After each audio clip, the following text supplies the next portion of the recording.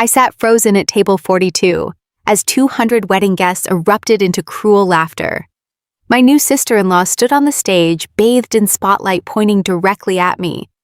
She called me a sad single mother who could not even afford a decent dress for her own brother's wedding. Then my own mother grabbed the microphone to add that I was like a clearance item with a torn tag. The blood roared in my ears and my hands shook violently under the table. What none of those laughing guests knew was that I had secretly paid for every single orchid, every drop of champagne, and the very stage they were standing on. And what my toxic family did not know was that my 8-year-old son was already walking toward the microphone to burn their fake empire to the ground. My name is Sarah Jenkins. I am 32 years old, a certified public accountant, and a single mother to my brilliant son Leo. Tonight was supposed to be a celebration of love. Instead, I found myself shoved into a dark corner of the Oak Brook Country Club in the wealthiest suburb of Chicago. My table was so close to the swinging kitchen doors that every time a waiter pushed through, I was hit with a gust of hot air smelling of roasted meat and industrial dish soap. I was served last and my plate was cold, but I did not complain. I had spent my entire life not complaining. For the past 9 months, I had drained my savings, liquidated my emergency funds, and taken on extra accounting clients late into the night. My mother, Patricia, had come to my apartment weeping back in January. She claimed my older brother, Bradley, was facing imminent bankruptcy. She swore he would lose his modest townhouse and his dignity if I did not step in to help cover the costs of his wedding to Chloe Moretti. The Morettis were a high society family, deeply proud of their Italian heritage and their wealth. Patricia insisted that if Chloe found out Bradley was struggling financially, she would call off the engagement. Family helps family. Sarah, my mother, had pleaded, wiping away tears that I now realize were purely performative. You make a good living as an accountant. You can absorb this for your brother. You have to save him. So I did. I absorbed over $40,000 in vendor bills, venue deposits, and premium catering costs. I stopped buying myself anything new. I wore a plain navy dress from 3 seasons ago because I had literally given them everything I had. I did it because I believed in family. I did it because I loved my brother. I sat in the shadows holding Leo's hand, watching the extravagant spectacle I had financed. Crystal chandeliers cast rainbows across the crowded room. Massive centerpieces of imported white orchids rested on every single table except mine. Bradley and Chloe were seated at a sprawling head table dripping in silver and silk. I was just trying to survive the night, stay invisible, and go back to my quiet life. Then the clinking of champagne glasses started. Chloe stood up, smoothing her custom silk gown. She tapped the microphone with a manicured fingernail. The room went perfectly silent. She smiled brightly at her family, the Morettis, who occupied the entire front half of the ballroom. She thanked them for coming, thanked them for their love, and then her gaze drifted toward the back of the room. It pierced the darkness until it landed exactly on my table. I felt a sudden cold knot form in my stomach. She leaned into the microphone.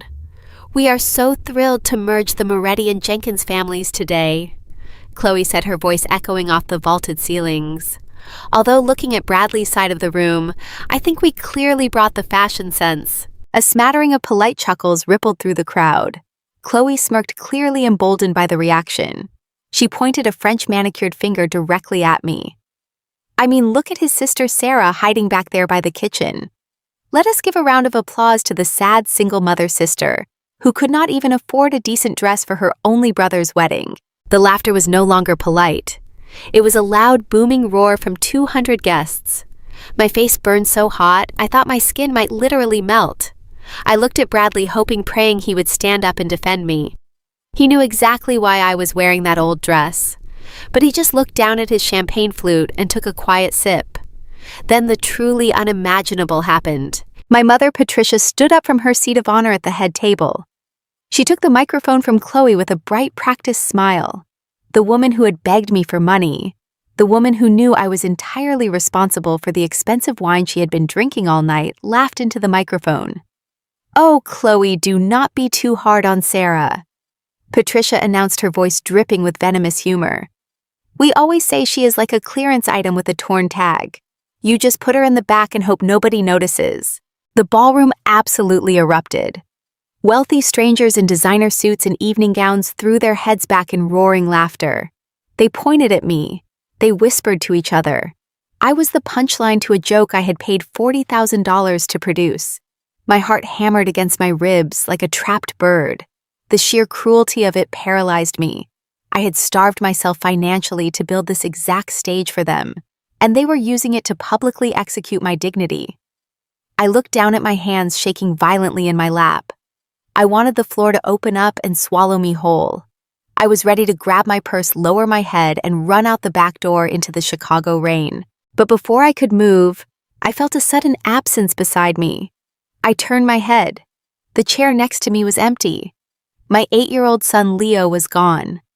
I looked toward the front of the room and my blood ran completely cold. Leo was marching straight down the center aisle, his small jaw set tight, his eyes locked directly on his new aunt and his grandmother. I watched in absolute terror as my little boy marched past tables of laughing strangers. My heart hammered against my ribs. I tried to push my chair back, but my legs felt like heavy lead. Leo was wearing a little navy blue suit I had bought on sale at a local department store. He looked so incredibly small against the massive polished dance floor, but he walked with the steady, confident posture of a much older man. My mind raced with panic. What was he doing? I finally found my footing and pushed away from the table. By the time I navigated around the tight corner by the kitchen doors, Leo was already at the edge of the stage. Chloe and my mother were still at the head table, wiping away tears of laughter from their cruel jokes. Bradley was looking down at his expensive leather shoes. The wedding DJ, a young man in a black vest, leaned down when Leo gently tugged on his pant leg. I could not hear what my son said to him over the loud murmur of the crowd, but the DJ smiled a warm, gentle smile. He clearly thought this was some adorable planned moment, a sweet surprise from a nephew to his new aunt and uncle. He handed the heavy black microphone directly to my 8-year-old son. I froze halfway across the room. I wanted to scream his name out loud, but the words caught hard in my throat. Leo tapped the microphone twice. The heavy thumping sound cut right through the dying laughter in the room. 200 faces turned to look at the little boy standing under the bright white spotlight. "Excuse me?" Leo said, his high, clear voice filling the cavernous ballroom. "I just wanted to say congratulations to my Uncle Bradley and my new Aunt Chloe." A collective sound of adoration drifted through the wealthy crowd. My mother beamed from her seat, clearly thinking Leo was about to offer a sweet, naive tribute that would make her look like a wonderful, devoted grandmother. Instead, Leo turned his body to face Chloe directly. He did not smile. "Aunt Chloe." "I went into the bridal suite earlier to find my jacket," Leo said clearly and slowly. "You left your silver tablet unlocked on the vanity table. I am a very good reader. In fact, my neighbor Mrs. Rossi has been teaching me Italian for a whole year. I read the group chat you have with your bridesmaids." Chloe's fake smile vanished instantly. The color drained from her face so fast, she looked like a ghost standing in her custom white silk dress. She took a sudden panicked step forward, but Leo stepped back, gripping the microphone tightly with both hands. "You told your friends you were miserable," Leo continued, his voice ringing with a childish innocence that made the words cut even deeper into the silent room. "You said the decorations your parents picked out were a total nightmare. You typed that you hated the tacky Italian taste of your own family." A sharp collective gasp echoed from the front half of the room. The Moretti family patriarch, Chloe's father, stood up so fast, his heavy wooden chair tipped backward and crashed loudly onto the hardwood floor. Chloe lunged forward, reaching frantically for the microphone, but the DJ quickly stepped between them, looking alarmed.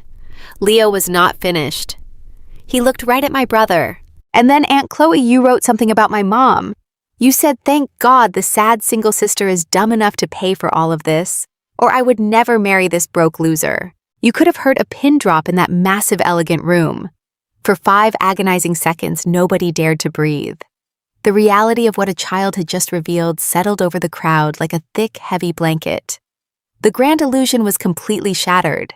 I had paid for the entire wedding. Bradley was completely broke. And Chloe secretly despised her own generous family. Then absolute pandemonium broke loose all at once. Chloe's father began shouting in rapid-fire Italian. His face flushed dark red with intense fury. He marched directly toward the head table, pointing an accusing finger at Bradley and demanding answers.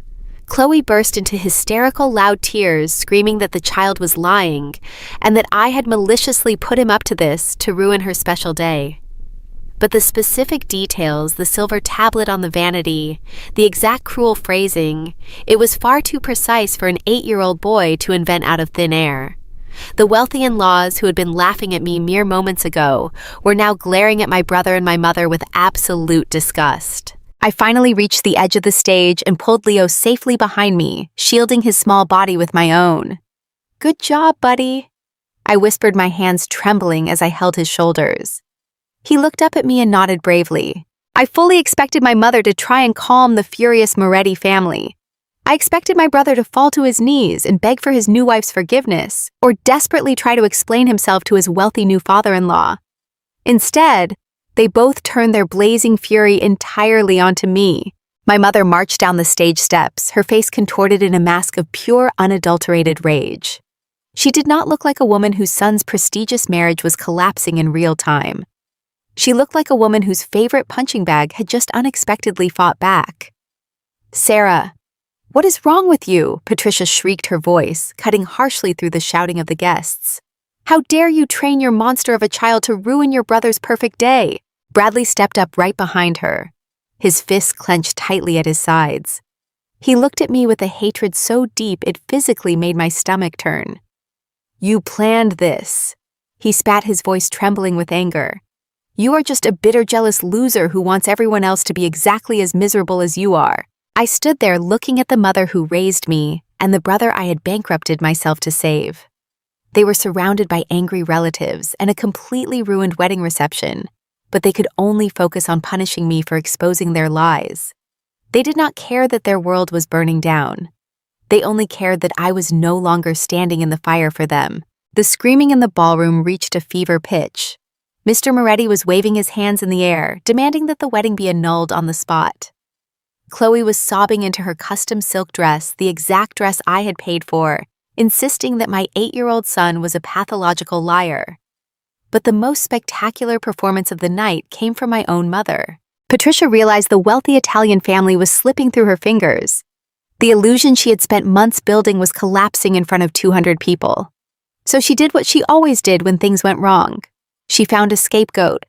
And in our family, that scapegoat was always me. "Please listen to me," Patricia begged, her voice carrying over the chaos as she rushed toward Mr. Moretti. "You have to understand what is happening here. My daughter Sarah is deeply unwell. She is a bitter single mother who has always been incredibly jealous of Bradley and Chloe. She put her little boy up to this. She trained him to recite those horrible lies because she cannot stand to see her brother happy." I stood there listening to the woman who gave birth to me label me as a jealous monster. The sheer audacity of her lie was paralyzing. She knew I had bankrupted myself to pay for the white orchids sitting on Mr. Moretti's table. She knew I had taken on extra accounting clients until my eyes blurred just so her golden boy could have an open bar. Yet she was willing to destroy my reputation in front of 200 people just to save face with a family she barely knew. Bradley did not hesitate to join the slaughter. He stepped forward, his face flushed dark red with anger, and pointed directly at the exit. "Get her out of here," he yelled, signaling to the country club security guards stationed near the main doors. "I want her removed immediately. She has ruined my wedding day. Get this crazy woman and her kid out of my sight right now." Two large men in dark suits immediately began pushing through the crowded tables, heading straight for me. The guests parted for them, whispering and glaring in my direction. I could see the disgust in their eyes. To them, I was exactly what my mother had painted me to be. I was the jealous, sad sister who had weaponized an innocent child to destroy a beautiful union. A burning wave of injustice washed over me. I wanted to scream. I wanted to run up to that stage, grab the microphone from the DJ, and announce to the entire room that Bradley was a total fraud. I wanted to pull up my bank statements on the massive projector screen and show them every single cleared check and drained savings account. I wanted to tell the Morettis that without my money, there would be no champagne, no prime rib, and no string quartet playing softly in the corner. But I looked down at my son. Leo was gripping my hand, his small fingers wrapped tightly around mine. He was watching me, waiting to see how I would react. I realized in that moment that screaming would only prove my mother right. If I caused a massive scene, they would just call me hysterical. They would use my anger as proof of my mental instability. I could not give them that satisfaction. More importantly, I could not let my son see me lose my dignity for people who did not deserve a single ounce of my energy. So I did not scream. I did not cry. I did not try to defend myself to a room full of strangers who had already made up their minds. Instead, I stood completely still and took one long look at my family. I looked at Chloe crying fake tears into a silk napkin. I looked at Bradley puffing his chest out to look like a strong defender of his bride. And I looked at Patricia, whose eyes were pleading with wealthy strangers, while deliberately avoiding my gaze. The realization hit me like a bucket of ice water. There was no genuine love here. There was no real family here. There was only transactions, and I had just been declared a bad investment. I squeezed Leo's hand gently. "Come on, sweetie," I said, my voice quiet but perfectly steady. "We do not belong here anymore." I turned my back on my mother and my brother. I kept my chin up, my shoulders pulled back, and my posture completely straight. I walked away from the $40,000 wedding I had secretly financed. The 2 security guards fell in step right behind me, escorting me out like a criminal, but I refused to let them rush me. The walk from table 42 to the grand mahogany exit doors felt like it took a lifetime. 200 guests stopped shouting and simply watched me leave. The silence in the room was heavy and suffocating. I felt their piercing glares burning into my back. I heard their harsh whispers drifting through the air. "How pathetic," someone murmured. "To use a child like that," another voice added. Every step I took was agonizing. My chest felt hollowed out. The absolute betrayal stung worse than any physical pain I had ever felt. I had sacrificed my own peace, my own financial security, to build a perfect night for a brother who was now having me thrown out like trash. I thought about the extra hours I had worked late into the night. I thought about the nice things I had denied Leo just so Bradley could afford premium champagne for his friends. But as I got closer to the exit, something strange began to happen. The suffocating pain slowly morphed into something else. It morphed into clarity. For 32 years, I had allowed these people to treat me like a disposable convenience. I had swallowed their insults, funded their mistakes, and accepted my place in the dark corner of the room. Tonight, they had finally pushed me past the point of return. The heavy mahogany doors swung open, revealing the cool, damp Chicago night. The security guards stopped at the threshold, crossing their arms to ensure I did not turn back. I did not even look over my shoulder. I walked out into the crisp evening air, gripping my son's hand. I was completely heartbroken. But as I breathed in the scent of rain hitting the pavement, I also realized I was completely free. I had paid my final debt to the Jenkins family. They had kicked me out of the very illusion I had purchased for them. But they had no idea that walking out those doors was not a retreat. It was the beginning of my counterattack. The heavy oak doors of the Oakbrook Country Club slammed shut behind us, cutting off the faint muffled sound of the string quartet and the warm laughter of the wealthy guests inside. The sudden silence of the outside world felt entirely deafening. We stepped out from under the grand protective portico, and the cold Chicago drizzle immediately hit my face. It was one of those bitter, biting rains that seeped right through your clothes and chilled you to the very bone. I looked down at Leo. He was shivering in his little navy blue suit, but he was trying so incredibly hard to look brave for me. He squeezed my hand, his small fingers icy cold against my palm. I pulled him close, wrapping my thin, damp coat around his small shoulders to shield him from the wind. We stood near the edge of the circular driveway, waiting in the shadows for the valet. The bright, warm light spilling from the ballroom windows felt like a cruel, personal mockery. Inside those walls, my mother and brother were drinking premium champagne and dining on expensive filet mignon, all paid for by my sweat and my tears. I had drained my life savings to give them a perfect fairy tale, and they had repaid me by throwing me out into the cold rain like a trespassing criminal. I took a deep breath, letting the icy air fill my lungs. I told myself the nightmare was finally over. We were leaving. We would go back to our quiet little apartment and never look back at these toxic people again. But I had absolutely no idea that the true nightmare was only just beginning. A young valet in a red vest jogged up holding a large black golf umbrella. He looked at us with a polite but hurried expression, clearly eager to get back out of the cold, damp night. "Ticket, please," he said, holding out his hand. I dug into my purse and handed him the crumpled paper tag. "I will bring your car right around, ma'am. The mandatory valet fee is $35. He pointed to a small electronic payment terminal resting on a podium near the entrance doors. I nodded, pulled out my wallet, and retrieved my primary credit card. It was the card I used for daily expenses, the one I kept strictly managed and monitored. As a certified public accountant, I treated my personal finances like a strict religion. I knew exactly how much cash was in every single checking account, and exactly what my credit limits were down to the penny.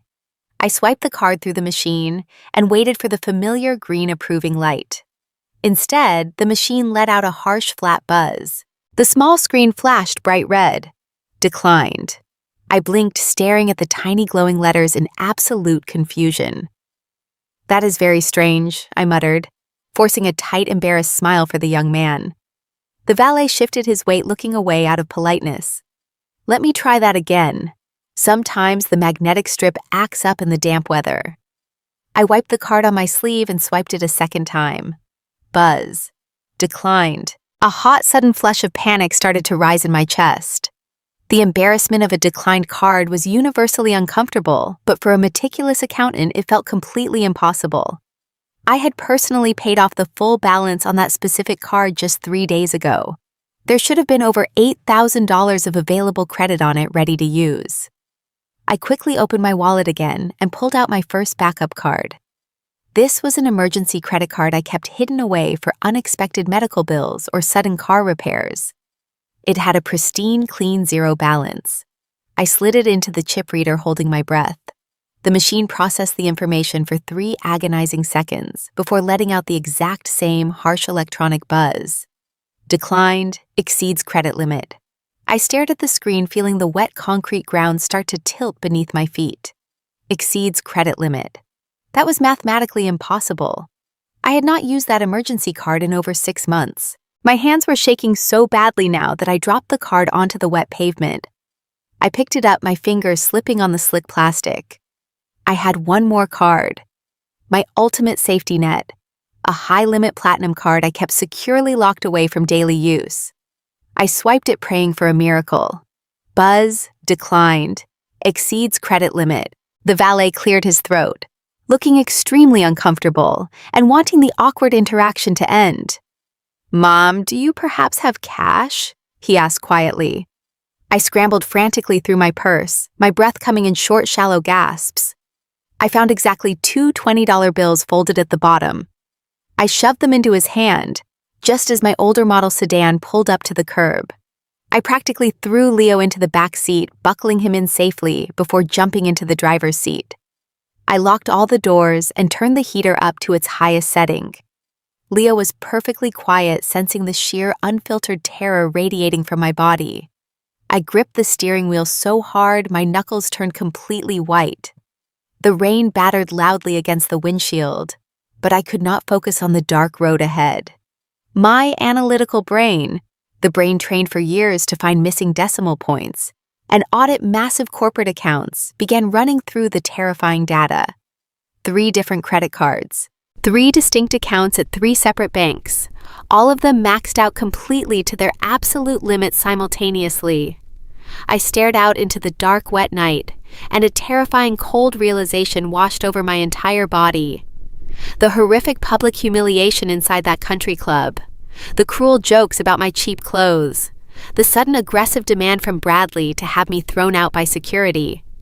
It was not just a mean-spirited emotional reaction to Leo speaking the truth. It was a distraction.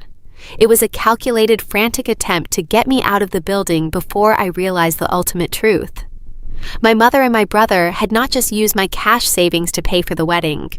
A much deeper, darker financial crime had just occurred, and I was sitting right in the middle of a collapsing trap. The rain from Saturday night had finally stopped, but the heavy gray clouds still hung low over the Chicago skyline. It was Monday morning. I woke up at 6 o'clock, feeling like I had not slept in a decade. My entire body ached from the tension. I walked into the kitchen and made a bowl of oatmeal for Leo. I watched my sweet, brilliant 8-year-old boy eat his breakfast at the small wooden table. He looked up at me with his bright, innocent eyes, completely unaware of the absolute terror churning inside my stomach. I smiled at him. I kissed his forehead. I put his small backpack over his shoulders and walked him to the bus stop. I waved until the yellow school bus disappeared around the corner. Once he was safely out of sight, I let the fake smile drop from my face. I walked back into my quiet apartment, locked the deadbolt, and brewed a pot of the strongest black coffee I had in the pantry. I did not log into my accounting firm server today. I called my managing partner and took a personal day. I needed complete silence and absolute focus. I walked over to my home office desk and opened my personal laptop. My hands were no longer shaking. The paralyzing panic from the country club parking lot had completely burned away. In its place was a cold, sharp analytical focus. I am a certified public accountant. I have spent the last 8 years of my life tracking missing funds, auditing massive corporate accounts, and finding invisible discrepancies. Today, I was turning those professional skills onto my own life. I was going to follow the money. I sat down and took a slow, deep breath. I started with my primary checking and savings accounts. The balances were exactly where they should be. They were painfully low because I had drained them to pay for Bradley and Chloe to have their dream wedding venue, but there were no unauthorized withdrawals. That gave me a brief, fleeting moment of relief. But my analytical brain knew better. A declined credit card at a valet stand meant one of two things. Either the banking system had a massive network failure, or someone had completely destroyed my available credit. I opened a new browser window. I bypassed my bank and went straight to the source. I logged into the major credit monitoring bureaus: Equifax, Experian, TransUnion. I typed in my social security number and requested a comprehensive credit report. The screen loaded slowly.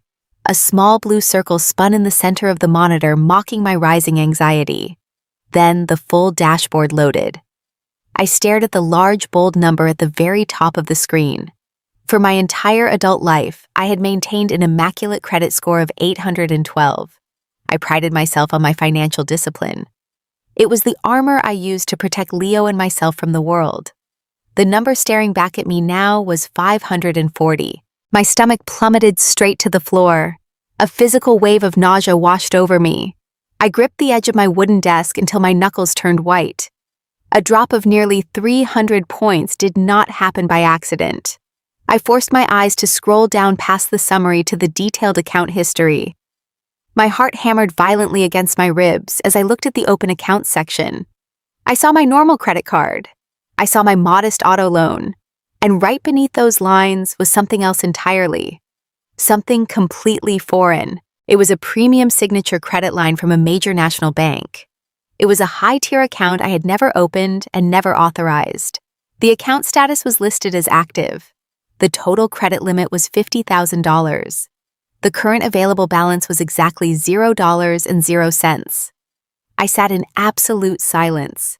The only sound in my apartment was the low hum of my refrigerator. $50,000, maxed out, gone. I clicked on the account details to view the origination documents. I needed to see how this was physically possible. The digital footprint appeared right there on my screen in black and white. The application had been filed online. It used my full legal name.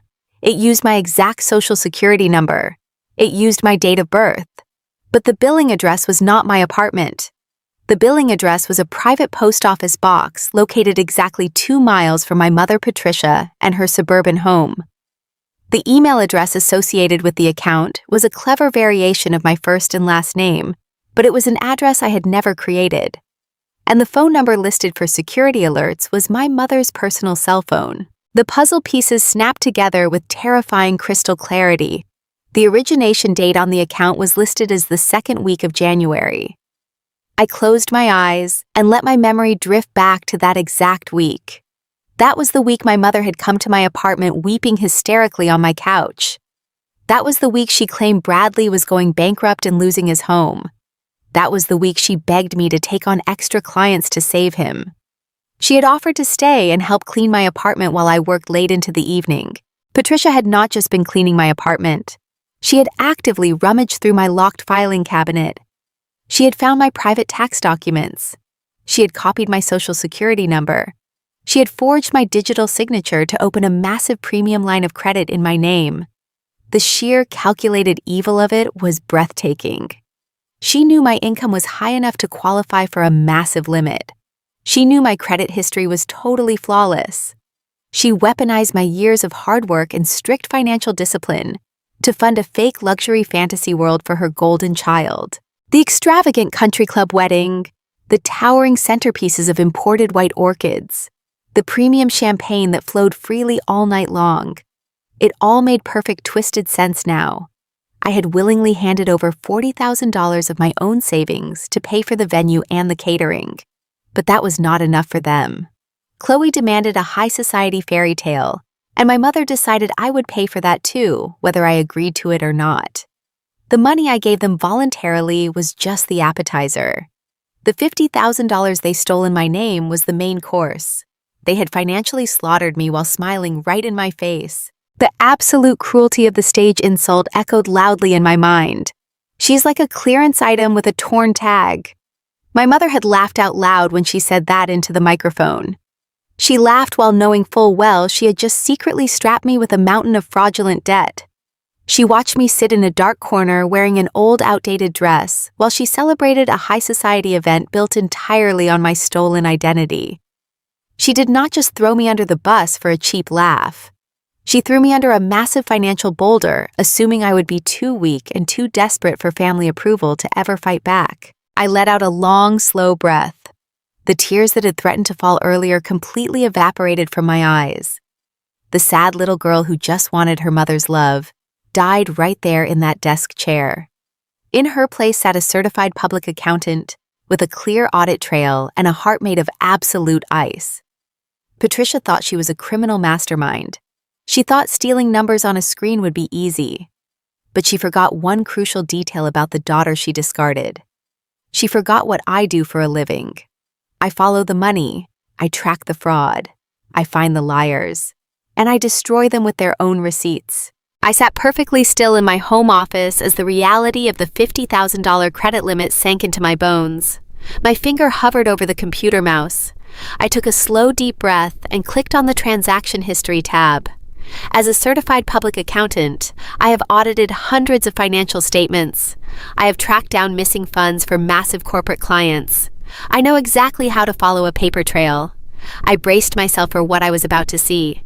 I expected to find a long list of desperate payments to a mortgage lender or a bankruptcy attorney. That was the story my mother Patricia had sold to me. She had sat right here on my living room couch, weeping uncontrollably. She had sworn to me that Bradley was drowning in severe debt. She claimed he was weeks away from a brutal foreclosure that would ruin his life and cost him his high society bride. She had begged me to save him. The page loaded. The detailed itemized statement filled my screen. I scanned the vendor names and the transaction dates. There was not a single payment to a bank. There was not one single transfer to a mortgage company. There was no bankruptcy lawyer. Every single tear my mother had shed on my couch was a calculated performance. The money she stole using my social security number had nothing to do with saving my brother from financial ruin. It had everything to do with buying his way into a life of fake luxury. The very first line item hit me like a physical blow to the chest. It was a charge for $8,500 paid to a boutique floral designer in downtown Chicago. My mind immediately flashed back to the wedding reception just 2 nights ago. I saw the massive, towering centerpieces of imported white orchids on every single table in that country club. I remembered how I sat in a dark corner by the kitchen doors while my sister-in-law mocked my cheap dress. I remembered my mother laughing into the microphone, calling me a clearance item with a torn tag. I had sat there humiliated while the exact orchids they purchased with my stolen identity bloomed brightly across the room. Right beneath the floral charge was a payment for $6,200 to a premium exotic car rental agency. My hands tightened into fists. I remembered watching Bradley and Chloe arrive at the reception. They had pulled up in a pristine white Rolls-Royce, followed by 2 matching black luxury SUVs for the bridal party. The guests had clapped and cheered at the lavish display of wealth. Bradley had stepped out of that car looking so proud and so arrogant. He did not own that car. He did not even rent it. He used my name and my flawless credit score to build a fleet of luxury vehicles just to impress his new Italian in-laws. But the absolute worst was yet to come. I scrolled further down the digital statement and found the largest transactions grouped together near the bottom. A high-end luxury travel agency had billed exactly $32,000 in a single day. My heart pounded against my ribs as I clicked to view the itemized electronic receipt. The breakdown was cold and exact. $15,000 had been spent on 2 round-trip first-class tickets on Emirates Airlines.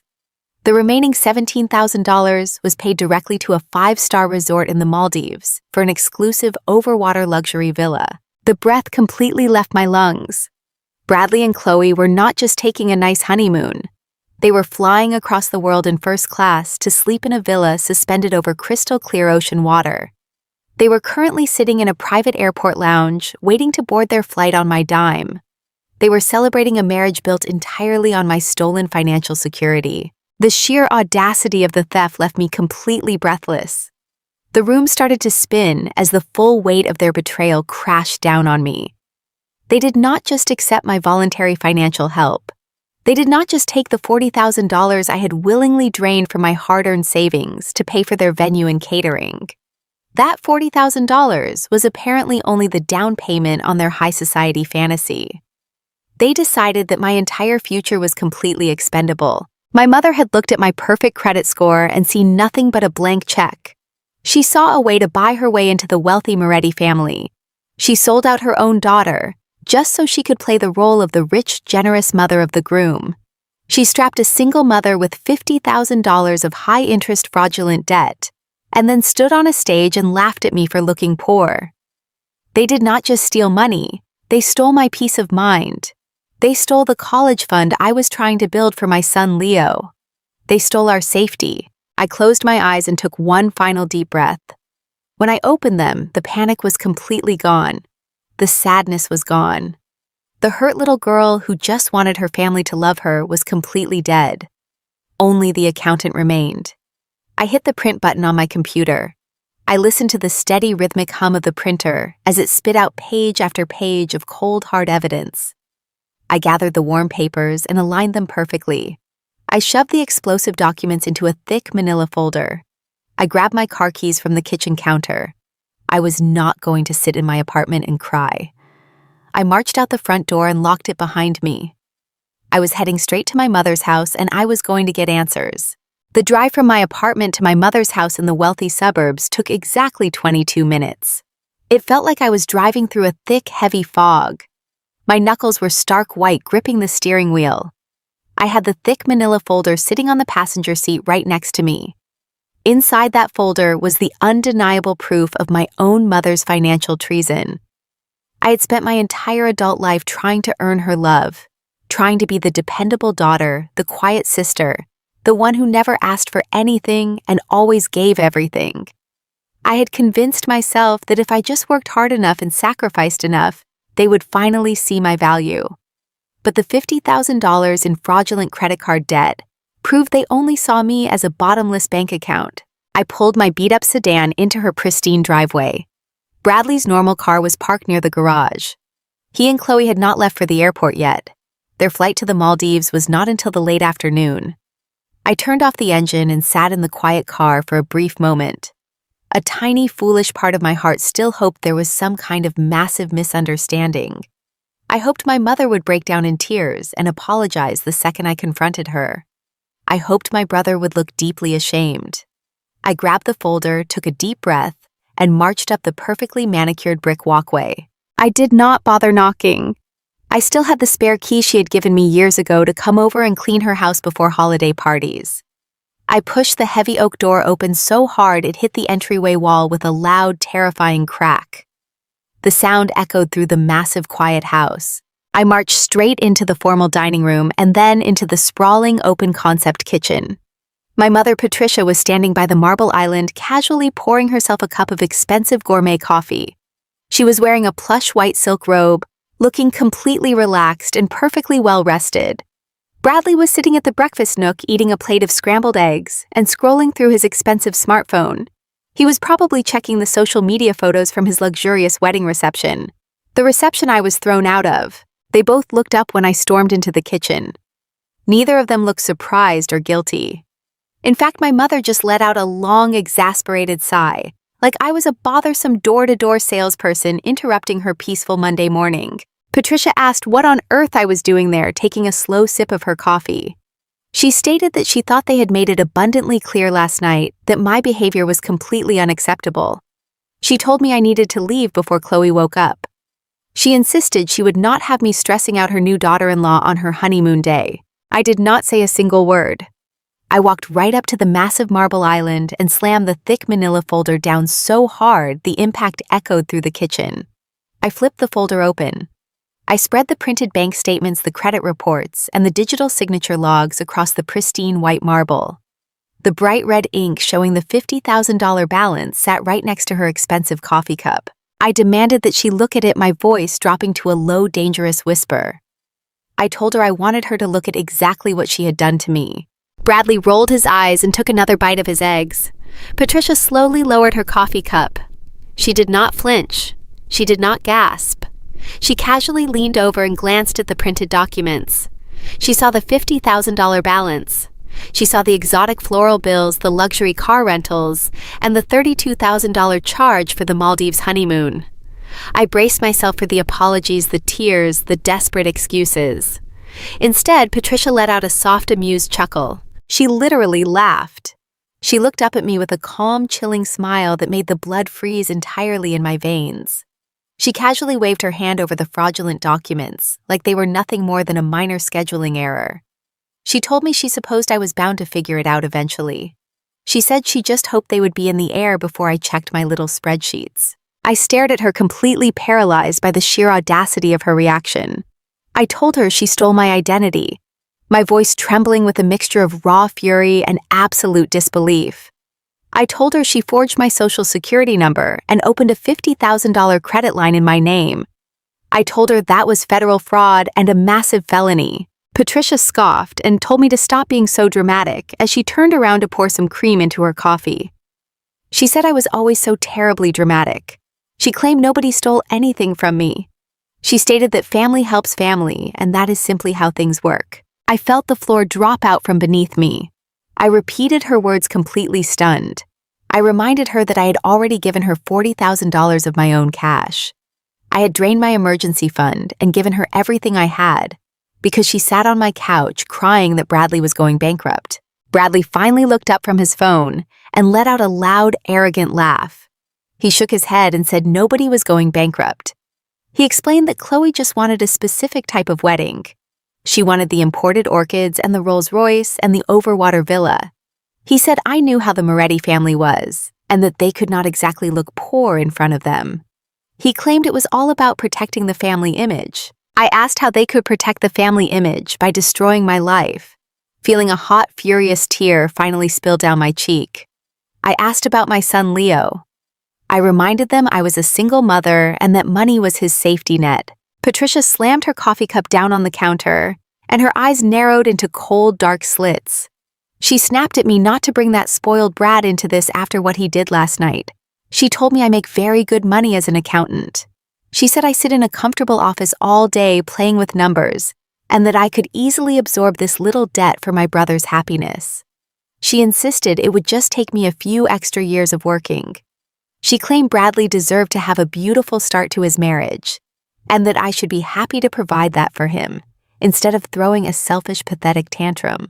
I told her she was going to pay this back, my voice shaking so violently I could barely form the words. I told her she was going to call the bank right then and transfer the debt to her own name. Patricia smiled a wicked, triumphant smile. She asked how I expected her to do that, since her credit was tied up in the house and Bradley had no credit left. She proudly declared they could not take on a $50,000 loan. She reminded me the debt was in my name and legally my problem now. She said I could either pay it off like a good sister, or I could let my precious, perfect credit score burn to the ground. She said it was my choice entirely. Bradley stood up from the table, stretching his arms casually. He grabbed an apple from the fruit bowl and told me to just pay the minimums for a while.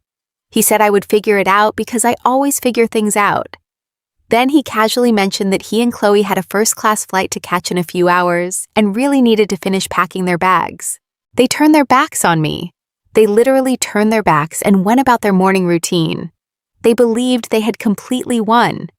They believed I was just the quiet, spineless scapegoat who would cry all the way home and then quietly pay the bill to protect the family secret. They thought my love for them was a weakness they could exploit forever. I looked at the documents on the counter. I looked at the two people who had emotionally abused me for 3 decades. The last remaining shred of love I had for my mother and my brother withered and died right there on that cold marble floor. I gathered my papers, slid them back into the manila folder, and turned toward the door without saying another word. Let them laugh. Let them pack their designer bags. Let them dream about their overwater villa in the Maldives.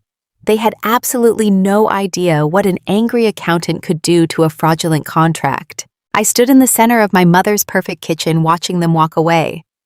They genuinely believed the conversation was over. They thought they had backed the sad single sister into a corner she would never escape. I took a deep breath, letting the cold air fill my lungs. I told them to stop right there. My voice did not shake this time. It rang out loud and absolute. I told Patricia she had exactly 1 hour to call the bank and confess to what she did.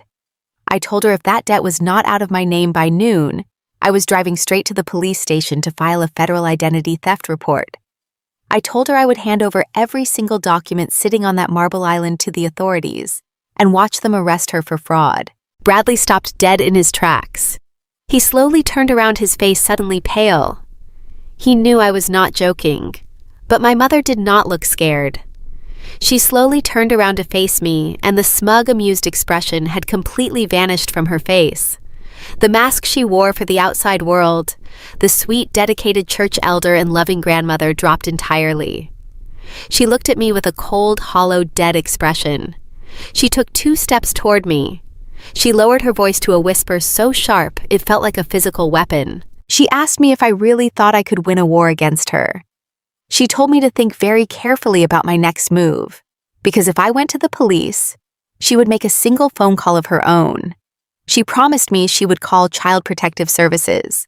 She looked me dead in the eye and said she would tell them I was having a severe mental breakdown. She would tell them the financial stress of being a single mother had completely unhinged me. She would claim that she had seen unexplained bruises on Leo's arms, and that I was constantly screaming at him in private. The absolute pure evil of her words hit me so hard I felt physically sick. I felt the air leave my lungs. I told her nobody would ever believe those horrible lies. Patricia smiled a slow, terrifying smile. She reminded me of exactly who she was in our community. She was a respected board member at our church. She organized neighborhood charity drives. She was a beloved, prominent citizen in a wealthy suburb. She asked me who the authorities were going to believe. A prominent, respected grandmother just trying to protect her innocent grandson, or a struggling single mother who was already making wild accusations about her own family stealing money. She described exactly how it would happen. She said social workers would show up at my apartment. They would take Leo away in a police car. They would place him in a foster home with strangers, while the long investigation dragged on for months. Bradley stood behind her, nodding in agreement. He crossed his arms and said they would both testify against me in court. He said Chloe and her powerful parents would testify too. They would claim I was unstable and dangerous. They would bury me in expensive lawyers until I lost custody of Leo forever. He told me to be smart and just pay the credit card bill because fighting them would cost me my only child. They were going to take my son. To protect their fake wealth and their stolen luxury vacation, they were willing to strip an innocent child away from his mother and throw me into a legal nightmare I could never afford to fight. They were not just greedy thieves stealing money for orchids and sports cars. They were actual monsters. They were willing to absolutely destroy my motherhood to protect their fragile social reputation. My stomach churned with a primal, terrifying panic. Every maternal instinct in my body screamed at me to protect my boy from these dangerous people. But I did not let them see me break. I stared into my mother's eyes, and saw exactly what I was dealing with. There was no love in that house. There was no family loyalty. There was only a ruthless game of survival, and they had just shown me their ultimate weapon. I slowly picked up my manila folder from the marble island. I did not say another word to either of them. There was absolutely nothing left to say to people who would threaten to steal your child just to pay for a honeymoon. I turned around and walked out the front door, walking down the pristine brick path to my old car. The morning air was cold, but my body was completely numb. I got into the driver's seat, locked the doors, and gripped the steering wheel. My entire body began to shake violently as the sheer horror of their threat crashed over me. I sat there in the driveway, trembling uncontrollably. The thought of strangers taking Leo away from me made my chest heave with heavy, breathless sobs. I pictured my sweet 8-year-old boy crying for me while my mother sat in her beautiful house drinking expensive coffee. But as I stared at the front door of that massive house, the shaking slowly stopped. The hot tears burning my eyes dried up completely. Crying was not going to save my son. Pleading was not going to protect us. If I went to the police right now, they would initiate a messy public war and use their money and influence to destroy my life. I realized I could not fight them using normal rules because they had no morals. I had to hit them where it would hurt them the most. I had to destroy the very thing they valued above all else. They wanted to play a ruthless game to protect their fake empire. They had absolutely no idea that I held the keys to burn that entire empire straight to the ground. I put the car in gear and drove away, leaving their wealthy neighborhood behind. I was not going to run and hide. I was going to systematically dismantle their entire lives, and I was going to enjoy every single second of it. I drove away from my mother's pristine suburban neighborhood, with my hands gripping the steering wheel so tightly my fingers ached. The terrifying echo of her threat bounced around inside my skull. She was going to call Child Protective Services. She was going to use her reputation as a beloved church elder to rip my 8-year-old son from my arms. A profound, sickening realization washed over me. I was not fighting a greedy family member. I was fighting a predator. For 32 years, I had played the obedient, quiet daughter, hoping my family would eventually love me. But sitting in my car with $50,000 of fraudulent debt attached to my name and my motherhood actively under siege, I felt that weak version of myself finally die. The tears stopped. The panic faded into a freezing cold, absolute clarity. I am a certified public accountant. I deal in hard facts and binding contracts. I knew crying would not save Leo. I knew begging would not clear my name. I needed to strike back with a level of ruthlessness my mother could not even begin to comprehend. I did not go to the local police station. If I filed an identity theft report, my mother would immediately make good on her threat to call social workers. I needed a strategy that would disarm her before she even knew she was under attack. I needed a professional. I needed Robert Hayes. Robert was a financial attorney I had worked with during a corporate embezzlement audit. He was notoriously aggressive, brilliant, and absolutely relentless. I pulled over and immediately dialed his private office number. Within 2 hours, I was sitting across from him in his Chicago corner office. I unzipped my bag and pulled out the thick manila folder containing my ruined credit reports, the forged signatures, and the vendor receipts. I spread the documents across his mahogany desk and told him exactly what happened. I explained the secret $50,000 credit line and the extravagant Maldives honeymoon my mother had purchased using my social security number. Then I told him about the horrifying threat to take my son. Robert listened in total silence. He picked up his pen and began reviewing the documents line by line, scanning the credit card statements, the digital footprints, and the vendor confirmation emails. For 20 minutes, the only sound in the room was the rustling of paper. I sat perfectly still, waiting for him to tell me I was trapped. Finally, Robert set down his pen. He looked at me with a perfectly calm expression. He said, "What your mother committed is textbook federal identity theft. We could easily prove it in court. But you are absolutely right about the timing. If we go to the authorities today, she will trigger a child custody nightmare just to punish you. We cannot give her that window of opportunity." My heart sank heavily. I asked him what I was supposed to do. Robert let out a low, dark chuckle. He tapped a specific piece of paper resting in the center of his desk. He said, "We are not going to the police today, Sarah. We are going to use the most basic rule of contract law to completely destroy them." It was the confirmation receipt from the luxury travel agency detailing the $15,000 Emirates first-class flights and the $32,000 overwater villa in the Maldives. Robert looked me in the eye and smiled a sharp, predatory smile. He pointed out the fatal flaw in my mother's grand criminal plan. In her rush to secure the absolute best luxury packages she had used my stolen credit card to pay for everything. But because the credit card was strictly in my name, the travel agency required the primary account holder to be listed as the primary billing contact and legal owner of the reservation. Robert tapped the paper again. He told me Patricia did not just put the debt in my name.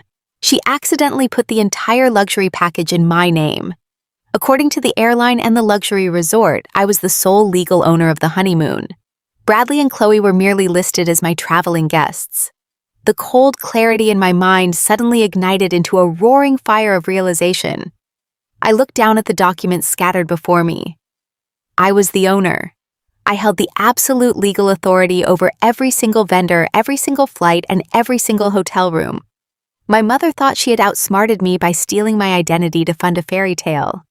But her own ignorance of financial law had handed me the exact weapon I needed to tear that fairy tale to pieces. He asked what time my brother and his new bride were scheduled to arrive at the airport for their honeymoon flight. I looked at the itinerary. Their flight boarded at 4:00 this afternoon. They would be arriving at the first-class check-in counter right around 2:00. Robert smiled, his eyes gleaming with professional malice. He told me that gave us exactly 3 hours to exercise my legal rights as the primary account holder. He slid his desk telephone across the polished wood, perfectly positioning it right in front of me. He said we were going to make some phone calls. I was going to legally cancel every single thing my mother had stolen, leaving my brother stranded at the airport with absolutely nothing. I looked at the phone. My mother wanted to play a ruthless game to protect her fake wealth and her golden boy. She threatened the one thing I loved more than life itself. She brought a lie to a battlefield. I was about to bring an angry accountant with full legal authority. I picked up the receiver, dialing the international travel agency. The time for crying was over. The silent counterattack had officially begun, and they would never see it coming. I sat in Robert Hayes' office, staring at the telephone on his polished mahogany desk. The realization of what I actually held in my hands was washing over me in powerful electric waves. My mother, Patricia, had threatened to call Child Protective Services and take my son Leo away if I went to the police. She thought she had built a brilliant, impenetrable fortress of manipulation. She thought I was completely cornered. But Robert was right. Calling the police right now would only trigger a massive, messy investigation that would give my mother the exact window she needed to deploy her horrific lies to social workers. We did not need the police today. We did not need a courtroom today. We just needed a telephone and the strict, unbending rules of corporate liability. Robert leaned back in his leather chair and folded his hands perfectly. He explained that since my mother had used my exact identity, my social security number, and my pristine credit history to book these luxury reservations, I was the absolute, undisputed owner of the accounts. The travel agency, the airline, and the resort did not care who was actually getting on the plane. They only cared about the primary account holder. And legally speaking, the primary account holder was me. I had the supreme, unchallengeable authority to alter, modify, or completely cancel every single reservation my mother had fraudulently booked. And because I was the legal owner, I did not need anyone's permission to do it. I picked up the heavy desk phone. My hands were no longer shaking. The paralyzing fear of losing my son Leo had been entirely replaced by a cold, mechanical execution. As a certified public accountant, I lived my entire life by following the rules, balancing the ledgers, and trusting the math. My mother had tried to use my own clean financial history to build a fraudulent life for my brother. She thought my pristine record was her personal playground. I dialed the toll-free number for the elite travel agency that had organized the Maldives honeymoon. A polite, cheerful agent answered the line immediately, welcoming me as a valued premium client. I verified my identity smoothly and without hesitation. I recited my social security number, my date of birth, and the exact billing zip code my mother had set up at her private post office box. The agent cheerfully confirmed that I was fully authorized to manage the $32,000 itinerary. I took a slow, deep breath. I told the agent I needed to immediately cancel the reservations for Bradley Jenkins and his wife Chloe. The agent sounded genuinely surprised. She politely informed me that the reservations were strictly non-refundable at this late stage, and that canceling would result in a total loss of the entire payment. I did not blink. I told her I completely understood the terms and conditions, and I authorized the absolute cancellation of the entire package right this second. I listened to the clicking of her keyboard through the phone line. It sounded like music. Within 3 minutes, the luxury overwater villa in the Maldives was completely gone. The private romantic sunset boat excursions were gone. The exclusive resort dining packages were gone. But I was not finished. I asked her to pull up the Emirates first-class flight itinerary. I told her to completely void the boarding passes and revoke all ticketing privileges for both passengers. The agent processed the request without a single question. I hung up the phone and looked across the desk at Robert. He offered a small approving nod. The $32,000 dream vacation was now absolutely nothing but a digital ghost floating in the system. But I knew my brother Bradley exceptionally well. I knew that if they managed to get to the airport and discovered the flights were canceled, he would just call my mother and demand that she fix it. He would expect her to pull another magic trick to save his image in front of his wealthy new wife. I needed to ensure they never even made it onto an airplane. I needed the humiliation to be immediate and public. I dialed the premium exotic car rental agency. Bradley had rented a pristine white Rolls-Royce to dramatically exit his wedding, and to use as their personal chauffeur service to the international airport this afternoon. I verified my identity with the manager on duty, providing the exact credit card number my mother had stolen. I informed him that the vehicle was currently being operated by unauthorized drivers, and I demanded that he immediately terminate the rental contract and dispatch a recovery team to retrieve the vehicle. The manager was highly alarmed, but extremely cooperative, stating that they took fraud very seriously. He confirmed the Rolls-Royce had a live GPS tracking system, and that a flatbed recovery truck would intercept it immediately wherever it was currently parked. I placed the receiver back onto the cradle. The silence in the office felt incredibly heavy, but incredibly pure. I had just dismantled $50,000 of stolen luxury in less than 15 minutes. I did not have to file a messy police report that Patricia could twist and manipulate to hurt my son. I did not have to beg a judge to believe me over a respected church elder. I simply used the very fraud she committed to lock the doors on her precious golden child. The credit card debt was still sitting in my name, but Robert assured me we would deal with the bank fraud division on Monday morning after the dust settled. Right now, my only goal was the immediate absolute destruction of their high society facade. I looked out the massive glass window of Robert's office, watching the gray Chicago rain slowly clearing.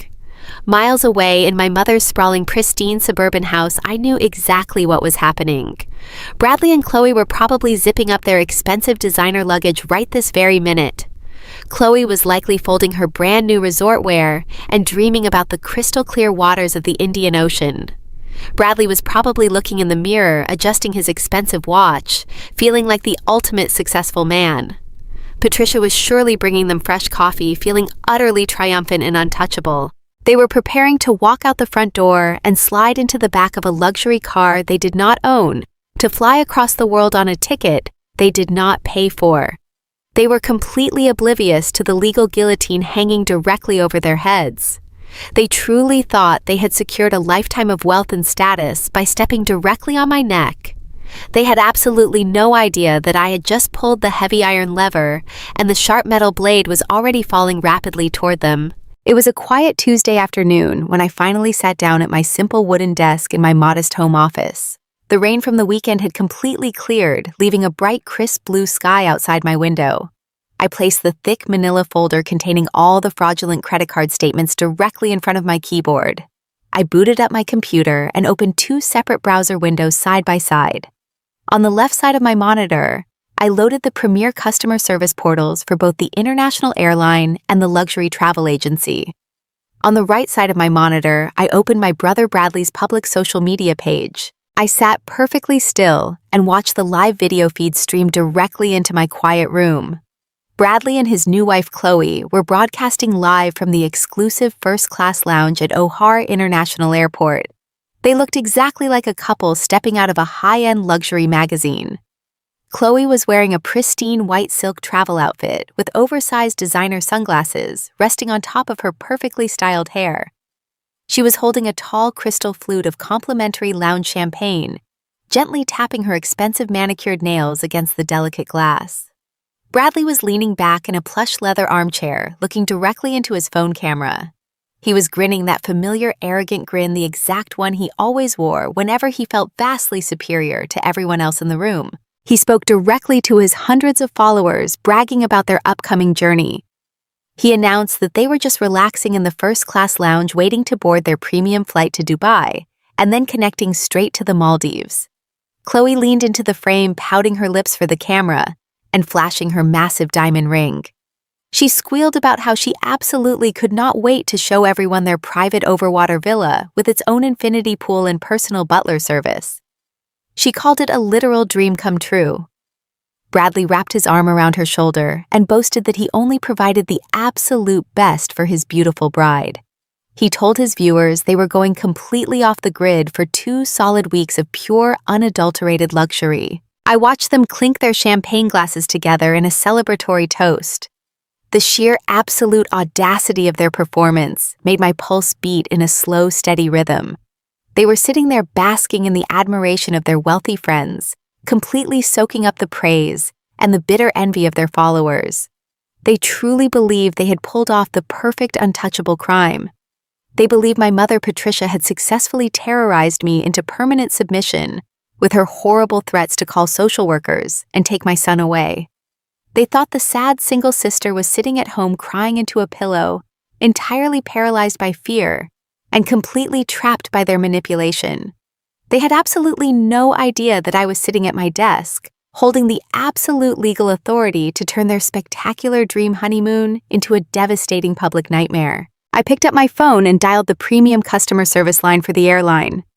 A cheerful representative answered immediately, greeting me by my stolen name. She asked how she could assist her first-class passenger today. I looked at the live video where Chloe was now giving her followers a detailed tour of the luxury buffet spread and her brand new designer carry-on luggage. I told the airline agent that I needed to make an immediate change to a current reservation, keeping my voice completely flat and entirely professional. I provided the booking reference number, the flight details, and the security pin my mother had foolishly set using the last 4 digits of my own childhood home phone number. The agent quickly pulled up the digital file. She noted that the flight was scheduled to board in exactly 45 minutes and asked what specific changes I would like to make. I took a deep, steady breath. I told her I needed to cancel both tickets immediately and that I needed the boarding passes revoked right this very second. The agent paused, clearly taken aback by the sudden request. She warned me gently that these were non-refundable premium tickets. She explained that if she processed this cancellation right now, I would forfeit the entire $15,000 payment and the passengers would be permanently denied boarding. I stared at my computer screen, watching Bradley adjust his expensive watch. I stated with absolute cold authority that I was the primary account holder and the sole legal owner of this purchase. I authorized the complete cancellation and told her to ground them. I heard the rapid clicking of a keyboard through the phone speaker. Within 30 seconds, the agent returned to the line to confirm the tickets had been fully voided in the system. She assured me the passengers would be notified by security if they attempted to scan their digital passes at the gate. I thanked her and disconnected the call. I felt an incredible rush of pure adrenaline flood my veins. Half of the heavy iron guillotine had just dropped, but I was not quite finished yet. I immediately dialed the international concierge desk for the luxury resort in the Maldives. Because they catered to elite global clients, they answered on the very first ring. I repeated the exact same thorough verification process. I provided the confirmation number for the $17,000 overwater villa. I spoke to a very polite manager and calmly explained that I was the legal purchaser of the honeymoon package. I informed him that the guests listed on the reservation were no longer authorized to access the property, and I ordered him to cancel the villa immediately. He also warned me about the strict non-refundable policy, explaining that canceling on the day of arrival meant the massive payment would be absorbed as a penalty. I told him I fully understood the financial penalty and instructed him to flag their names in the security system just in case they miraculously found a way across the ocean. He processed the request and emailed me the final cancellation receipt. The $32,000 luxury vacation was now officially legally and permanently dead. I set my phone down on my desk and directed my full attention back to the live video feed. Chloe was carefully zipping up her designer luggage, preparing to head toward the boarding area. They were completely unaware that they were now stranded in Chicago with no flights, no hotel, and no money of their own. I watched them smile brightly at the camera, completely oblivious to the massive digital explosion I had just detonated directly under their feet. For years, they had clipped my wings and treated me like a disposable bank account. Now I had literally grounded them, and I was going to watch their entire fake empire burn to ash. Sitting in the absolute quiet of my home office, I kept my eyes completely locked onto my computer monitor. On the screen, Bradley and Chloe were just wrapping up their live broadcast from the exclusive first-class lounge. Chloe took one last delicate sip of her champagne and blew an exaggerated kiss to the camera. They gathered their expensive designer carry-on bags and made their way through the busy concourse of O'Hare International Airport. They were walking with that slow, arrogant strut of people who firmly believe they are completely untouchable. They approached the priority boarding lane for their premium flight to Dubai. The lane was lined with velvet ropes and a red carpet. It was the perfect stage for the grand finale of their fake high society performance. I leaned closer to the screen, watching every single frame with cold anticipation. Chloe held her phone high in the air, making sure all of her loyal followers could see them stepping up to the gate podium. She handed her digital boarding pass to the gate agent, flashing a brilliant white smile. The agent smiled back politely and scanned the barcode. Instead of a pleasant welcoming chime, a harsh red error light flashed on the scanner. The agent frowned and scanned the digital ticket a second time. The same angry red beep echoed clearly through the speaker. I watched the polite customer service smile completely drop from the agent's face. She looked at her computer monitor and then looked back at my brother and his new bride. She shook her head and stated, her voice carrying clearly through the live audio feed, that their tickets had been completely voided in the system. Chloe's fake radiant smile froze instantly. She let out a high-pitched, nervous little laugh and told the gate agent to run the scan again, because there must be some kind of silly technical glitch. She proudly stated they were flying first class to their luxury honeymoon in the Maldives, and that the tickets were fully paid for in advance. Bradley stepped forward, puffing out his chest to look intimidating. He demanded to speak to a supervisor, immediately complaining that this level of sheer incompetence was absolutely unacceptable for premium-level passengers. The gate agent did not flinch at his arrogant tone. She typed rapidly on her keyboard and politely informed them that there was no technical glitch at all. She stated that the primary account holder had personally contacted the airline less than an hour ago and had authorized the complete cancellation of the entire itinerary. Bradley looked like he had been physically struck across the face. He aggressively told the agent that he was the account holder and he never canceled anything. The agent calmly shook her head and read the screen. She informed him that the primary account holder was a woman named Sarah Jenkins, and she had used her secure authorization PIN to demand the total cancellation. I watched the blood drain entirely from my brother's face, leaving him looking like a ghost. He looked over at Chloe, who was staring at him in absolute horror. She demanded to know what the airline agent meant. She asked Bradley why his sister's name was on their luxury honeymoon tickets. Bradley tried to quiet her down, looking around frantically at the other first-class passengers, who were now openly staring and pointing at them. He told Chloe not to worry and promised he would just pay for brand new tickets right on the spot. He claimed it was just a massive misunderstanding caused by his crazy sister. He pulled out his expensive leather wallet and slammed the shiny premium credit card onto the ticket counter. He told the agent to charge whatever it cost to get them on that plane right now. The agent took the card and ran it through the terminal. It was the exact same credit card my mother had fraudulently opened in my name. The exact same card I had frozen and reported as stolen just 5 minutes after canceling their flights. The terminal buzzed loudly. The agent looked up and slid the card back across the counter. She firmly stated that the card had been flagged for severe fraudulent activity and was declined by the issuer. Chloe let out a loud, piercing shriek that echoed across the entire airport terminal. She dropped her phone on the floor, completely forgetting about her live audience. The camera pointed upward, capturing the ceiling tiles, but the audio remained perfectly clear. She screamed at Bradley, demanding to know what was happening to her dream trip. She cried that they needed to call the luxury resort in the Maldives immediately to make sure their villa was safe. Bradley pulled out his phone and frantically dialed the international concierge desk. I watched him pace back and forth, running his trembling hand through his hair. I could not hear the voice on the other end of the line, but I saw the exact moment Bradley realized his entire fake world had just collapsed. He slowly lowered the phone. He looked at his wealthy bride and told her the overwater villa was gone too. The public meltdown that followed was absolutely spectacular. Chloe began screaming at the top of her lungs, stomping her feet, and throwing a massive childish tantrum right there in the priority boarding lane. She yelled that her wedding was ruined and that Bradley was a broke, pathetic liar. Other passengers in the terminal were pulling out their own phones to record the hysterical bride in her wrinkled silk travel outfit. Bradley was shouting at the airline staff, demanding they fix the situation and threatening to sue the airline. The gate agent finally picked up her radio and called for airport security. Within minutes, 3 armed security officers arrived at the gate. They firmly instructed Bradley and Chloe to gather their designer bags and leave the secure boarding area immediately. I watched them being escorted away by security through the lens of a random stranger's video that had already gone viral on social media. They were forced to walk back through the massive busy terminal, doing the ultimate walk of shame. They had no flights to board. They had no luxury villa waiting for them in the Indian Ocean. They had no expensive rental car waiting for them outside, because I had already ordered the Rolls-Royce to be towed away by a recovery team. And because I had frozen the fraudulent credit line, they had absolutely no money to even book a cheap motel room near the airport.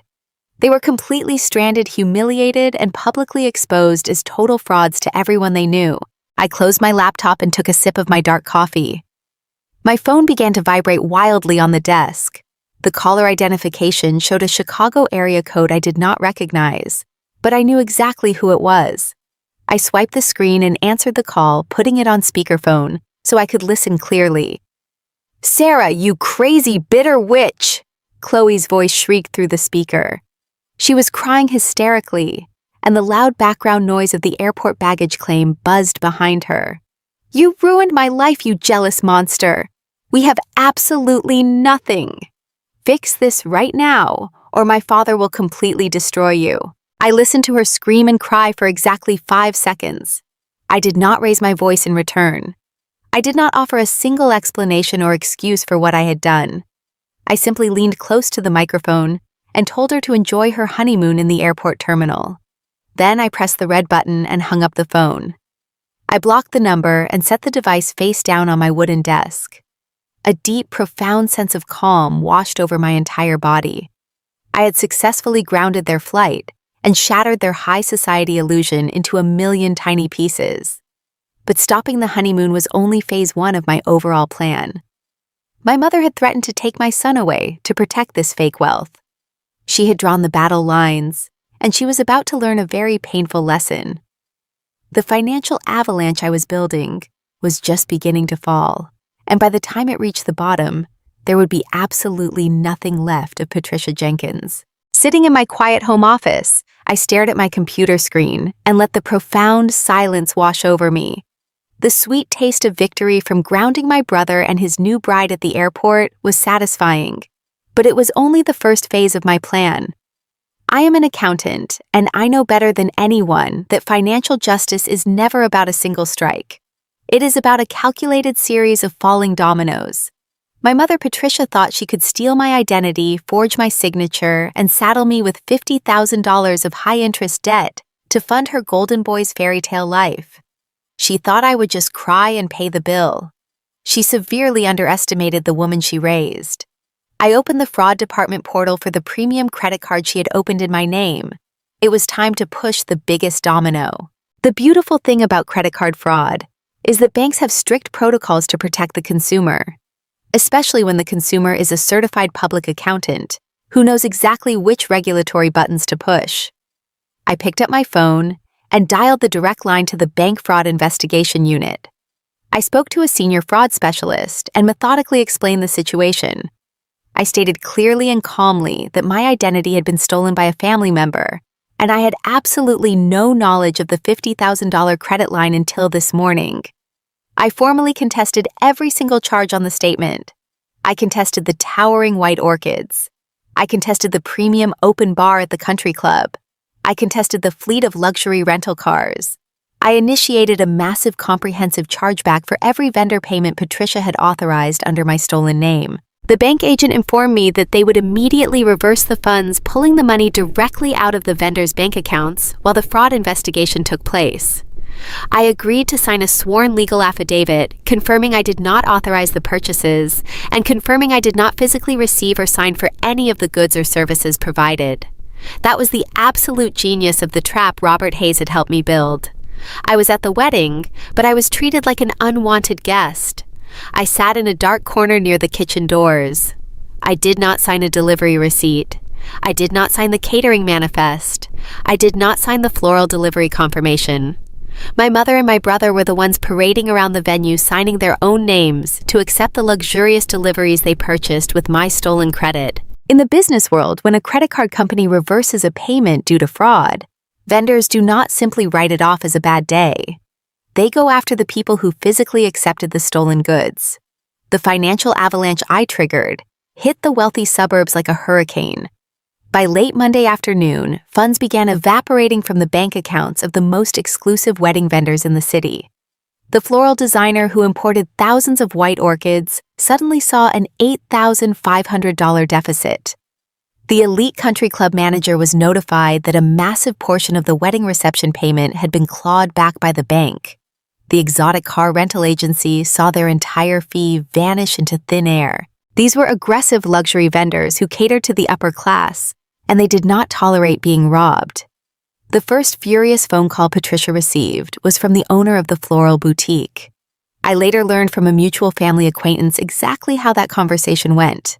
The florist screamed at my mother, demanding to know why a nearly $9,000 payment had just been reported as fraudulent. Patricia tried to use her sweet church elder voice to calm him down. She tried to assure him it was just a silly banking error and that her daughter would sort it out immediately. But the florist was not interested in her fake charm. He told her he had her physical signature on the delivery manifest. He informed her she had accepted stolen goods and demanded a cashier's check by the end of the week. The country club manager was significantly less polite. He called Bradley directly since Bradley was listed as the groom on the event contract. The manager informed my brother that thousands of dollars for premium champagne and prime rib had been reversed due to federal identity theft. Bradley tried his usual arrogant intimidation tactics, but the manager shut him down. The manager stated that if Bradley did not bring a certified bank check to the country club office within 48 hours, he would call the local police department and file criminal charges for theft of services. He promised to make sure every wealthy family in their social circle knew Bradley Jenkins was a fraud who threw a lavish wedding with stolen credit cards. The final blow came from the luxury car rental agency. They bypassed phone calls entirely and sent a ruthless corporate attorney straight to Patricia's front door. The lawyer hand delivered a formal demand letter giving my mother and brother 48 hours to produce the missing funds or face a massive civil lawsuit for fraud. Patricia and Bradley were suddenly staring down the barrel of total financial and social ruin. Their pristine suburban reputation was crumbling to dust. They were receiving legal threats from the most powerful business owners in their community. They had no cash to pay the vendors because Bradley was broke, and Patricia's money was tied up in her house. They had tried to destroy my motherhood to protect their fake wealth, and now their fake wealth was destroying them. The dominoes were falling fast and hard, crushing their perfect illusion with cold, brutal accounting justice. The financial avalanche I had triggered was not just burying my mother and brother. It was spilling over into the pristine, manicured lawns of Chloe's incredibly wealthy family. The luxury vendors were tired of Patricia's endless excuses and Bradley's empty promises. They wanted their money and they wanted it immediately. In the world of high society weddings, when the groom's side defaults, The collectors naturally turned their attention to the bride's family. Chloe's parents, the Lombardis, were old money aristocrats who prided themselves on their flawless reputation and impeccable credit. They were about to receive a very rude awakening about exactly who their daughter had married. By Wednesday morning, the floral boutique, the exotic car rental agency, and the elite country club had all run out of patience. They bypassed Bradley entirely and dispatched formal collection notices and heavily worded demand letters directly to the Lombardi family estate. The letters outlined the thousands of dollars in unpaid balances and clearly stated that the original payments had been flagged as federal identity theft. The florist demand letter explicitly detailed the towering white orchids and imported roses that were physically delivered to Patricia. The luxury car rental agency demanded immediate compensation for the white Rolls-Royce that had to be towed away by a recovery team from the airport terminal. I can only imagine the absolute shock and horror Mr. Lombardi felt when he opened his morning mail over his expensive espresso to find letters threatening to sue his family for fraud. For a man whose entire identity was built on respect and financial superiority, receiving a collection notice for stolen wedding orchids was the ultimate unforgivable insult. He had paid for the rehearsal dinner and trusted the Jenkins family to handle the rest. Discovering that his brand new son-in-law was a financial parasite was a devastating blow to his massive ego. The explosion happened that same afternoon. Through the tight-knit suburban gossip network, I learned every delicious detail of the confrontation. Mr. and Mrs. Lombardi did not just call my mother on the phone. They drove their black town car straight to Patricia's sprawling house and marched up the pristine brick pathway. They did not knock politely. They pounded on the heavy oak door until Patricia answered. The Lombardis stormed into her perfectly decorated foyer, waving the collection notices in the air. Mr. Lombardi demanded to know why the premier country club in the county was threatening to file theft of services charges against his daughter's wedding. He yelled so loudly that the neighbors 2 houses down could hear every single word. My mother tried to play her usual games. She put on her sweet, innocent church elder voice and tried to calm them down. She fluttered her hands and claimed it was just a terrible misunderstanding with a jealous relative. She promised she was resolving the bank error as they spoke. But the Lombardis were not fools. They demanded to see the proof of payment. They demanded to see the bank statements. They backed Patricia into a corner she could not manipulate her way out of. Bradley came downstairs trying to puff up his chest and play the successful young executive, but Mr. Lombardi completely shut him down. He pointed a finger directly in my brother's face and called him a broke, pathetic con artist who used stolen credit cards to trick his daughter into marriage. The beautiful, elaborate illusion of wealth the Jenkins family had spent years carefully constructing was shattered into a million jagged pieces right there on the hardwood floor. The fallout for Chloe was absolute and immediate. She had spent the last year bragging to her wealthy social circle about marrying into a prominent, successful family. She had posted hundreds of photos of her lavish engagement parties, the spectacular wedding venue, and the luxurious honeymoon she was supposedly taking. Now, she was the laughingstock of the entire country club elite. Her friends were texting her screenshots of the canceled flights, and rumors were spreading like wildfire that her new husband was facing criminal fraud charges. The women at the country club who used to smile and kiss her cheek were now whispering behind their menus while she walked past. The group chat she used to dominate were now completely silent whenever she tried to defend herself.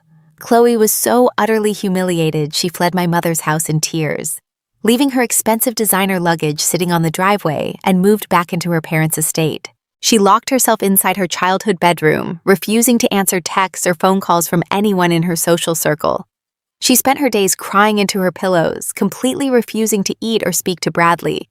She could not bear the shame of showing her face at the country club or the local high-end boutiques where everyone knew exactly what had happened.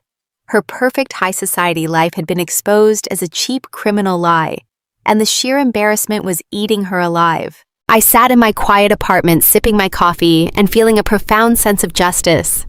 For 32 years, my mother had treated me like I was completely invisible. She had called me a burden and used me as a disposable resource to fund my brother's lavish life. She had looked me dead in the eye and literally threatened to take my innocent son away from me by making up vicious lies to Child Protective Services just to protect her fake empire. Now that empire was burning to the ground, and she was the one standing choking in the ashes. The poetic justice of watching her beloved social status completely disintegrate was the most satisfying experience of my entire life. She had lost her pristine social standing in the church and the community. She had enraged the wealthy family she desperately wanted to impress and merge bloodlines with. She was facing thousands of dollars in collections, and her golden boy was sleeping alone in his childhood bedroom while his bride hid in absolute shame. Patricia was completely out of options. She had no money to pay the vendors and no more lies left to tell. She was suffocating under the weight of the disaster I had unleashed upon her. But I knew Patricia Jenkins better than anyone. I knew she was a cornered animal, and cornered animals are incredibly dangerous. Instead of accepting defeat and taking responsibility for her actions, my mother decided to double down. If she could not manipulate her way out of this financial nightmare, she was going to force her way out. Cornered by angry vendors and furious in-laws, Patricia was making one last desperate illegal move to save her crumbling life, and she was aiming it straight at the only thing I had left to protect. I spent my entire professional career as a certified public accountant, watching desperate people make terrible financial decisions. But nothing could have possibly prepared me for the sheer breathtaking arrogance of my mother, Patricia.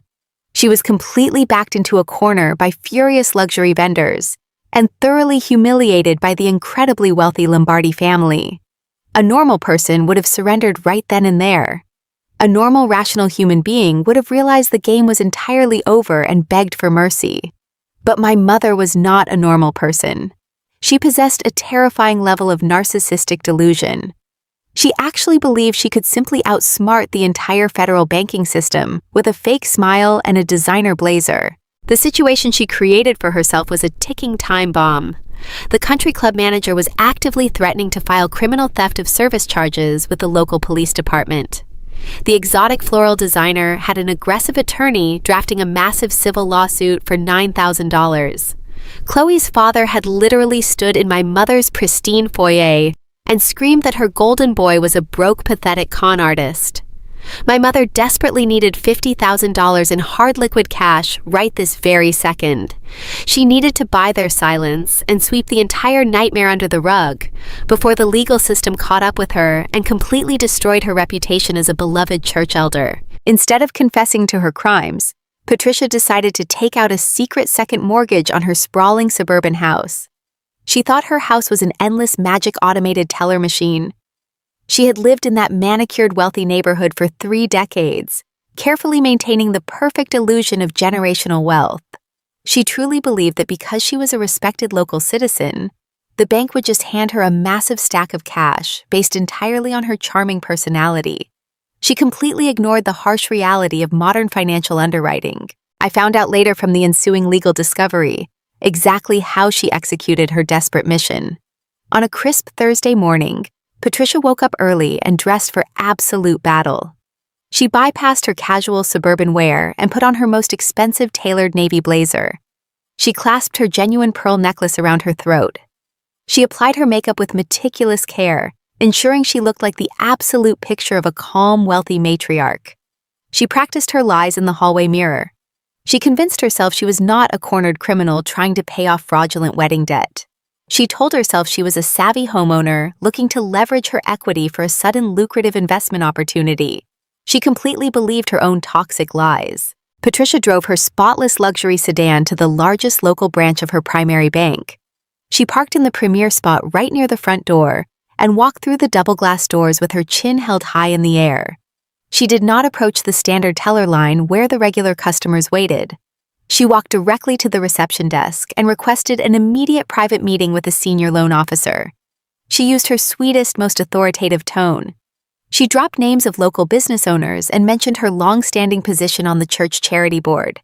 The receptionist, appropriately intimidated by her incredibly polished performance, quickly ushered her into a private glass-walled office. Patricia sat down across from a young, meticulous loan officer. She crossed her legs gracefully and placed her expensive leather handbag right on the center of his polished desk. She smiled her warm, practiced grandmotherly smile. She told the young man that she needed an expedited cash-out refinance or a home equity line of credit for exactly $50,000. She leaned forward and confidently explained that she was making a rapid cash investment in a commercial real estate venture and needed the funds transferred into her primary checking account within 24 hours. She spoke with such absolute pure conviction that she actually thought the young loan officer was completely captivated by her tremendous wealth and high social status. She watched him begin typing her personal information into his computer terminal. In her mind, she was already victorious.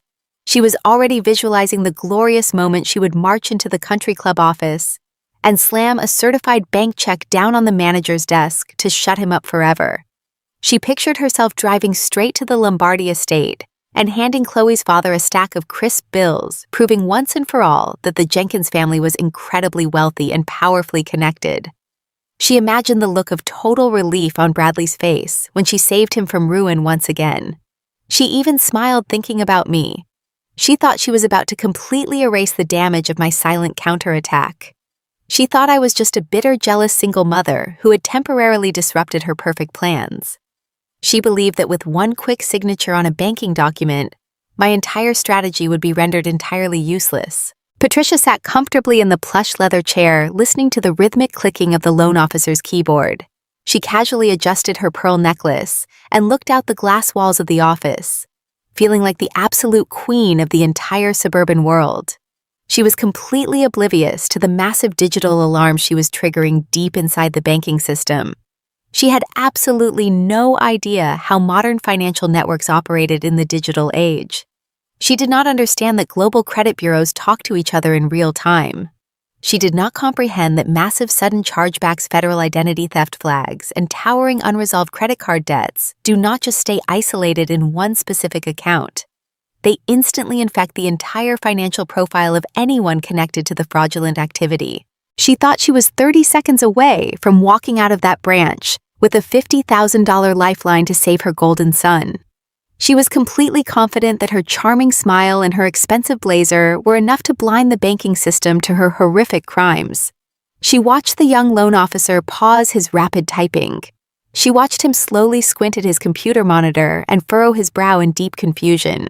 She confidently reached for her fancy gold pen to sign the approval paperwork. She had absolutely no idea that she had just walked herself directly into the absolute worst place a fraudster could possibly go.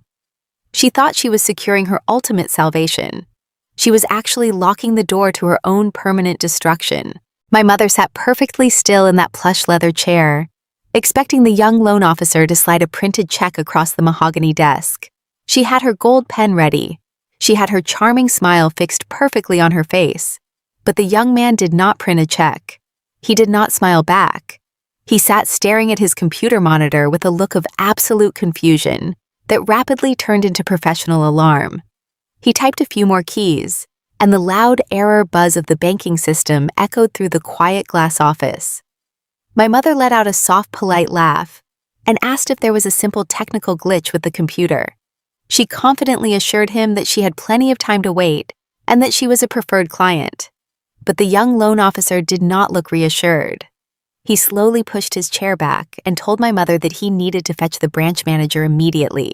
Patricia watched him leave the room, feeling the first tiny cold prickle of genuine fear creeping up her spine. She adjusted her expensive tailored navy blazer and tried to maintain her perfect posture. 5 minutes later, the young man returned, but he was not alone.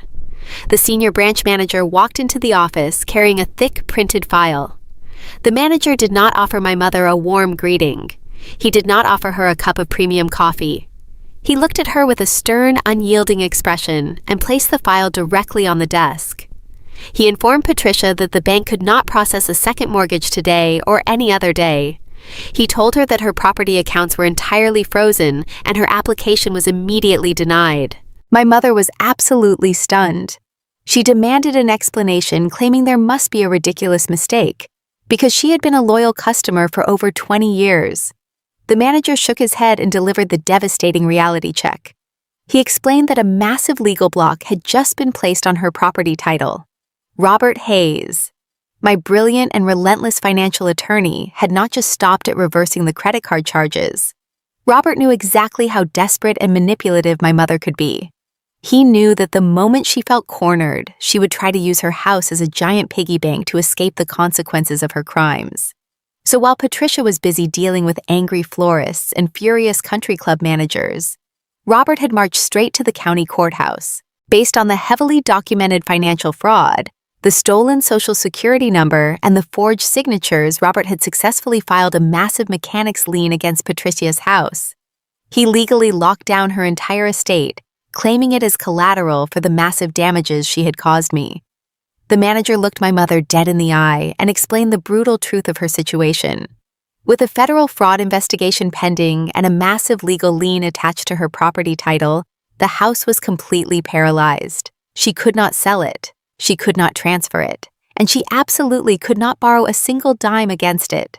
Her home was no longer her ultimate financial weapon. It was now a useless concrete prison. Patricia felt the air completely leave her lungs. She tried to argue. She tried to raise her voice and demand that they override the system because she was a respected member of the community and a devoted church elder.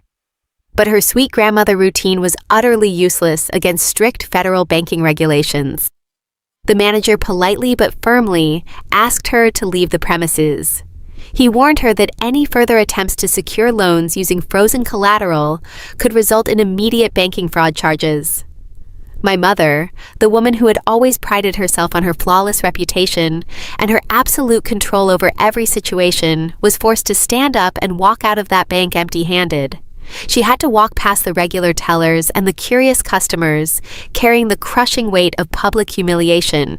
She walked out into the cold parking lot and sat inside her luxury sedan, gripping the steering wheel as her perfect world collapsed around her. She had no money to pay the furious wedding vendors. She had no way to pacify Chloe's incredibly wealthy and enraged Italian family.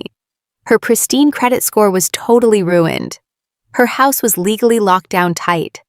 The law was finally breathing heavily down her neck, and there was absolutely nowhere left for her to run. The glorious financial empire she had built on a foundation of lies and stolen identities had finally crumbled into dust. The crushing pressure of the situation became too much for her to handle silently. The pressure cooker had finally reached its absolute breaking point, and it was about to explode in the most spectacular way possible. Patricia drove back to her sprawling suburban house completely consumed by panic and rage. When she walked through the front door, she did not find comfort. She found my brother Bradley pacing the hardwood floors of the living room looking like a trapped animal. Bradley demanded to know if she had secured the money. He screamed that his wealthy father-in-law had just called and threatened to ruin his entire career if the vendor debts were not settled by tomorrow morning. Instead of comforting her golden boy, Patricia finally snapped. The toxic loyalty that had bound them together for years instantly dissolved into pure selfish survival instinct. Patricia screamed right back at him. She blamed Bradley for the entire nightmare. She yelled that if he had just been a real man and paid for his own wedding, none of this would be happening.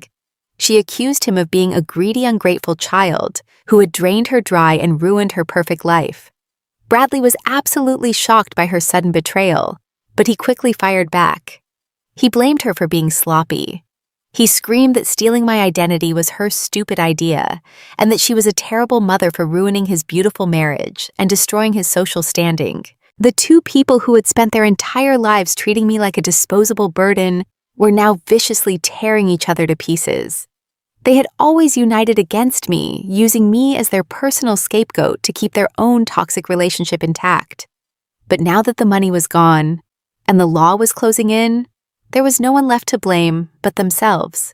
They stood in the center of their beautiful, expensive living room, screaming horrible, ugly truths at each other, while their entire fake reality burned to the ground. The ultimate trap had been sprung, and the absolute worst punishment they could possibly face was finally happening. They were trapped alone together with absolutely no way out, and the long arm of the law was waiting right outside their front door. The absolute destruction of my mother's perfect suburban life did not happen quietly. It was not a slow fade into obscurity. It was a loud, violent explosion that echoed through the entire neighborhood. For 32 years, my mother Patricia and my brother Bradley had operated as a perfectly united front. They were an impenetrable team of manipulators who used me as their personal stepping stone and their financial safety net. As long as I was quietly paying the bills and accepting their emotional abuse, their alliance was absolute. But toxic loyalty is a very fragile thing. It only survives when there is a victim to drain. Once I removed myself from the equation and cut off their stolen funding, their alliance completely crumbled. The moment my mother returned from the bank, empty-handed, the reality of their situation finally crashed down upon them. I did not have to be in the room to know exactly how the family civil war began. The details poured out into the community through the thin walls of their grand house and the open windows of the neighborhood. The furious screaming matches were so loud that the neighbors actually stepped out onto their front porches to listen. Bradley had spent his entire life believing he was a brilliant, successful man, simply because my mother constantly handed him the rewards of my hard work. But standing in that living room with no money, no honeymoon, and a looming federal investigation, the golden boy facade completely melted away. He was suddenly forced to look at the terrifying truth. He was not a wealthy executive. He was a broke, unemployed fraud who was actively complicit in a massive felony identity theft. Bradley turned on our mother with a level of viciousness that even I had never seen.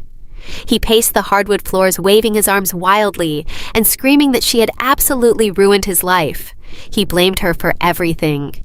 He yelled that stealing my identity was her stupid, reckless idea and that she had dragged him into a federal crime without his permission. He conveniently forgot that he had happily worn the expensive tailored suits, driven the rented luxury cars, and eagerly packed his bags for a $32,000 stolen honeymoon. In his panicked mind, he was simply an innocent victim of Patricia's sloppy planning. He demanded to know how she was going to fix the disaster and keep him out of a federal prison. Patricia was utterly paralyzed by his anger.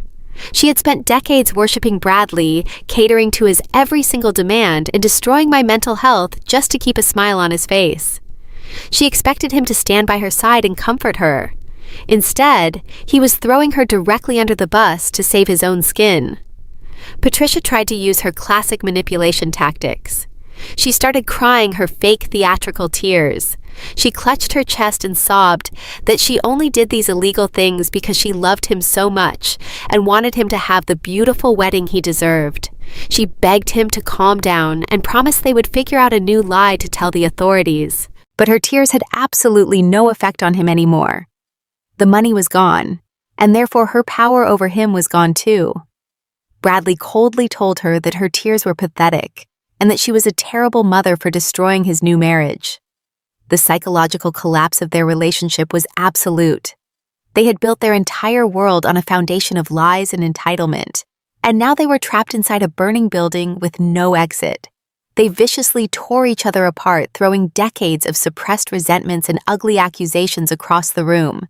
While this massive screaming match tore through the downstairs living room, Chloe was upstairs listening to every single word. Chloe's wealthy high society parents had already confronted her about the fraudulent collection notices and the canceled country club payments. But sitting in her childhood bedroom listening to her new husband and his mother scream about federal identity theft, the absolute horrifying truth finally sank into her mind. Chloe had spent the last year of her life believing she had married into a highly successful, prominent family. She had bragged to all of her rich friends about Bradley's supposed corporate success and his massive trust fund. She had proudly posted hundreds of photos of a luxury lifestyle that was entirely funded by my stolen Social Security number. The realization hit her like a physical blow. She had not married a rising star. She had married a broke, pathetic fraudster who still lived with his mother and survived by stealing from his estranged sister. The sheer, overwhelming magnitude of the humiliation was simply too much for her fragile ego to process. Chloe did not cry. She did not go downstairs and try to comfort the man she had promised to love, for better or for worse. She simply pulled her incredibly expensive designer suitcases out of the closet and began throwing her clothes inside. When Chloe finally walked down the sweeping staircase, dragging her heavy luggage behind her, the screaming match in the living room came to a sudden halt. Bradley rushed forward, his face pale and desperate. He reached out and tried to grab her hands, begging her to stay. He promised her that he would find a real job and that they would pay off the debt and start over. He pleaded with her not to leave him, claiming that they were soulmates and that true love could survive anything. Chloe looked at him with an expression of pure, absolute disgust. She snatched her hands away from him as if his very touch was physically repulsive. She did not shout or scream. Her voice was freezing cold and dripping with absolute contempt. She looked Bradley directly in the eyes and told him he was a disgusting broke criminal. She told him that she would rather die than be associated with a pathetic family of thieves.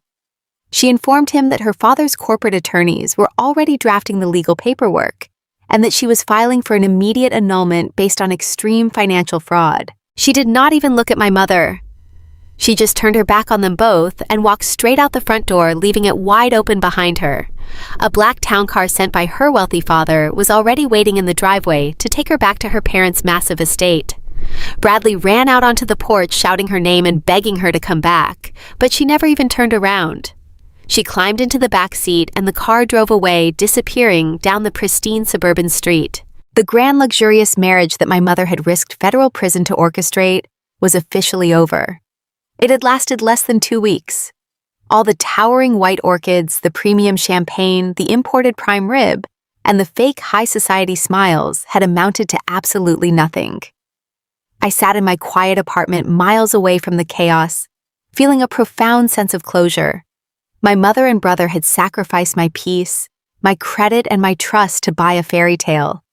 But a fairy tale built entirely on stolen money and desperate lies can never survive the cold, hard light of the truth. They were finally reaping exactly what they had sown, and they were doing it completely alone. I was sitting at my kitchen island drinking a cup of black coffee and enjoying the absolute peace of my quiet apartment when the doorbell finally rang. It was a cold, rainy Thursday morning. The financial avalanche I had started was already tearing through the wealthy suburbs, leaving a trail of absolute destruction in its wake. I knew my mother Patricia was completely out of options. Her house was legally frozen by the mechanics lien my attorney Robert Hayes had filed. Her pristine credit score was completely destroyed. The luxury vendors were breathing heavily down her neck, demanding their cash and threatening severe legal action. Her precious golden boy was hiding in his childhood bedroom, and his wealthy new bride had already filed for an annulment. I knew it was only a matter of time before Patricia showed up at my doorstep. I calmly set down my coffee mug and walked over to the front door. I looked through the small glass peephole and saw exactly what I expected to see. My mother was standing on my welcome mat looking completely unrecognizable. The proud, wealthy suburban matriarch was entirely gone.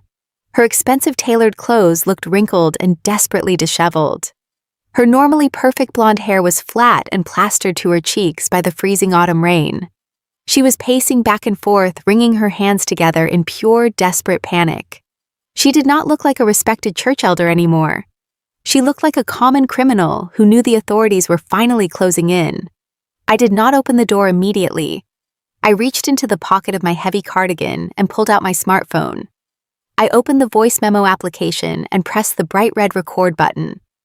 I slipped the phone back into my pocket, ensuring the tiny microphone was pointing upward. I took one long deep breath and unlocked the heavy metal deadbolt. The moment I opened the door, Patricia launched into the performance of a lifetime. She literally collapsed onto her knees on the wet concrete of my porch.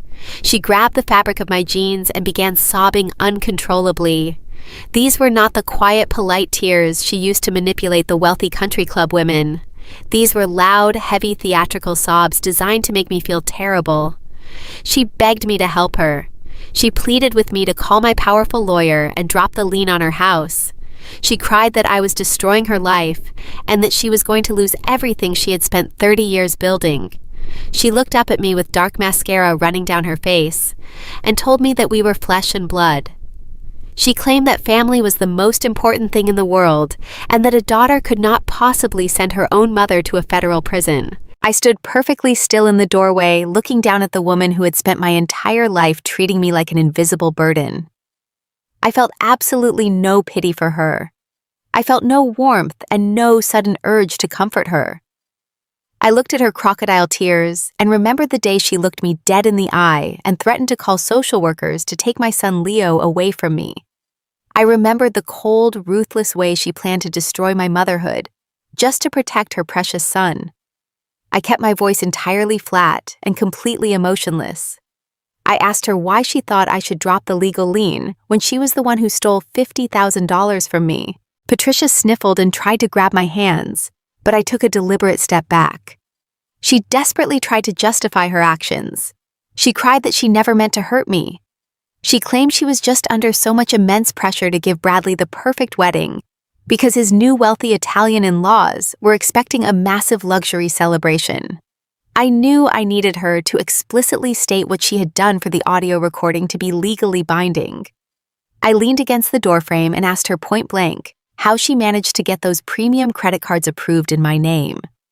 I asked her how she managed to secure the luxury travel contracts for the Maldives honeymoon when I was not even there. My mother was so consumed by panic and so desperate to secure my forgiveness that she completely dropped her guard. She forgot she was talking to a certified public accountant who understood the strict rules of financial liability. She sobbed heavily and confessed everything right there on my front porch. She admitted that she went into her old filing cabinet and dug out my social security card and my original birth certificate. She confessed that she went online and filled out the premium credit card applications pretending to be me. She told me she forged my signature on the luxury travel agency contracts and the exotic car rental agreements because the vendors required the primary account holder to sign the final paperwork. She wept and told me she only did it because Bradley deserved a beautiful life, and she knew my credit score was perfect. She actually said the words "I forged your signature" out loud, while my phone silently recorded every single syllable from my pocket. She begged me to understand that she was just being a good mother to her son. She promised that if I just dropped the legal holds and paid the angry vendors, she would slowly pay me back over the next 10 years. She promised we could go back to being a happy family. I looked down at her kneeling in the rain and realized she truly believed her own toxic delusions. She still thought she could manipulate me into carrying her burdens. She still thought my only purpose in life was to clean up the massive, disastrous messes she and Bradley created. I did not yell at her. I did not scream or curse or tell her how much I despised her. I simply looked her right in the eyes and told her that she was not my family anymore. I told her that she was just a thief who got caught.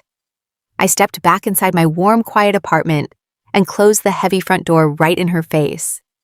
I listened to the sound of the deadbolt sliding perfectly into place. I heard her start screaming and pounding her fists against the wood, but I simply turned around and walked back to my kitchen island. I pulled my smartphone out of my pocket and pressed the stop button on the voice memo application. I played the audio file back and listened to the crystal clear sound of my mother explicitly confessing to federal identity theft and felony forgery. A profound, deep sense of satisfaction washed over my entire body. This recorded confession was the ultimate weapon. It was the final piece of the puzzle that would guarantee her absolute destruction. I sat down at my laptop and immediately emailed the audio file directly to my attorney, Robert Hayes. I typed a very short message instructing him to schedule a final meeting. I wanted Patricia and Bradley to come to his downtown corporate law office tomorrow morning. The trap had been flawlessly executed, and it was finally time for the ultimate judgment. The morning of the final meeting arrived with a bitter, freezing wind that whipped violently through the downtown city streets. I walked into the prestigious corporate law firm of my attorney, Robert Hayes, feeling a profound, deep sense of absolute peace. For my entire life, I had been the invisible daughter, the disposable resource, and the family scapegoat. I had spent decades shrinking myself to make my mother Patricia and my golden child brother Bradley feel comfortable. But as I rode the polished silver elevator up to the 40th floor, I knew those days were permanently over. I was no longer a victim. I was a woman holding all the winning cards. Robert's massive conference room was designed to intimidate. It featured towering floor-to-ceiling windows that overlooked the cold gray skyline. In the exact center of the room sat an enormous, perfectly polished mahogany table that reflected the harsh, bright fluorescent lights above. The air conditioning was turned down so incredibly low that the room felt like an absolute icebox. It was the perfect freezing atmosphere for the execution of justice. I took my seat next to Robert wearing a tailored charcoal suit. I wore it like a physical suit of armor, protecting my heart and my mind from any lingering trace of toxic family guilt. At exactly 10 o'clock in the morning, the heavy glass doors of the conference room slowly swung open. My mother, Patricia, walked in first. The proud, wealthy suburban matriarch who cared so deeply about country club appearances was completely gone. She was wearing her usual expensive navy blazer, but it looked rumpled and entirely unkempt. Her face was chalky pale, and her eyes were heavily rimmed with dark circles from sleepless nights of pure, overwhelming panic. Behind her walked my brother Bradley. He did not look like the arrogant golden boy who had demanded a $30,000 tropical honeymoon. He looked completely shattered and broken. His shoulders were slumped heavily forward, and he kept his gaze fixed firmly on the expensive carpet. He looked like a defeated child walking into the principal's office to face his ultimate punishment. They pulled out the heavy leather chairs and sat down directly across the wide mahogany table from us. Patricia desperately tried to offer me a weak, trembling smile. She was still foolishly hoping she could manipulate her way out of a massive federal crime. She still genuinely thought her tearful performance on my front porch the previous day had secured her some kind of secret emotional mercy. She opened her mouth to speak, trying to force a polite, familiar greeting, but the absolute freezing silence in the room instantly choked the words right out of her dry throat. Robert Hayes did not stand up to greet them. He did not offer them premium coffee or a glass of water to ease their nerves. He simply sat leaning back in his expensive chair, staring at them, with the cold, unblinking eyes of a true legal shark. He let the crushing, suffocating silence stretch out for 3 agonizing minutes. I watched my mother violently squirm in her seat, pulling nervously at the hem of her blazer and wiping her sweaty palms on her trousers. I watched Bradley bury his face in his trembling hands, unable to even look in my direction. The power dynamic in the room had completely shifted, and they could feel the absolute terror deep in their bones. Finally, Robert leaned forward, resting his forearms on the mahogany wood. He did not raise his voice. He spoke in a low, measured tone that carried total, absolute authority. He reached over to the side of his desk and picked up a massive, incredibly thick stack of bound legal documents. He lifted the heavy stack and tossed it directly onto the center of the mahogany table. The papers hit the polished wood with a loud, solid thud that echoed sharply like a gunshot through the quiet room. Bradley literally jumped in his seat. Patricia let out a soft, terrified gasp and pressed her hand against her chest. Robert looked my mother dead in the eyes. He told her that she was looking at the complete federal audit trails for every single fraudulent transaction she had authorized using my stolen identity. He pointed a long, steady finger at the towering stack of papers. He methodically listed the expensive white orchids, the luxury car rentals, the elite country club catering, and the incredibly lavish international flights. He stated with freezing clarity that his firm had successfully traced every fraudulent charge straight back to her. He explicitly explained that federal identity theft and wire fraud across state lines carried severe mandatory minimum prison sentences. Patricia started shaking her head in a wild, desperate panic. She stammered and stuttered, trying frantically to formulate a plausible lie. She claimed there was a terrible misunderstanding and that I had originally offered to help pay for the luxurious wedding. She desperately tried to say it was just a temporary family loan that had simply gotten out of hand. But Robert did not even let her finish her pathetic lying sentence. He reached over and picked up a second thick stack of papers. He tossed them onto the table right next to the first pile, landing with another heavy thud. He informed her coldly that these were the specific digital application records from the premium credit card companies. He read aloud the exact dates and times my mother had submitted the fake applications. He noted the digital signatures using my stolen name and the specific internet routing addresses. He looked at Patricia with absolute pure disgust and told her that the digital footprints led directly to the wireless router inside her pristine suburban living room. He told her she had left a trail of financial evidence so incredibly obvious and arrogant that a first-year law student could easily prosecute the case. Bradley began crying softly, his tears dropping onto the mahogany table. He finally realized that his mother had not only ruined his marriage and destroyed his social standing, but she had also left a blazing digital trail that could send them both to a federal penitentiary for years. He turned to Patricia and angrily whispered that she had promised to protect him. He asked her how she could be so reckless and stupid to destroy his entire future. Patricia ignored him completely. She looked across the table at me with wide, terrified eyes, begging me for mercy. She started talking rapidly, promising she would sell her house and pay me back every single penny if I just called off the federal investigators and dropped the legal charges. I did not say a single word. I simply looked at Robert and gave him a single firm nod of approval. Robert reached into his sleek leather briefcase and pulled out one final document. It was just a few pages securely stapled together. He did not toss this one. He slid it slowly across the smooth mahogany table until it rested directly in front of my mother's violently trembling hands. He told her it was a certified legal transcript and suggested she read it carefully. Patricia looked down at the paper. Her eyes frantically scanned the highlighted text on the front page. It was the exact word-for-word transcription of the audio recording I had secretly taken on my front porch in the freezing rain.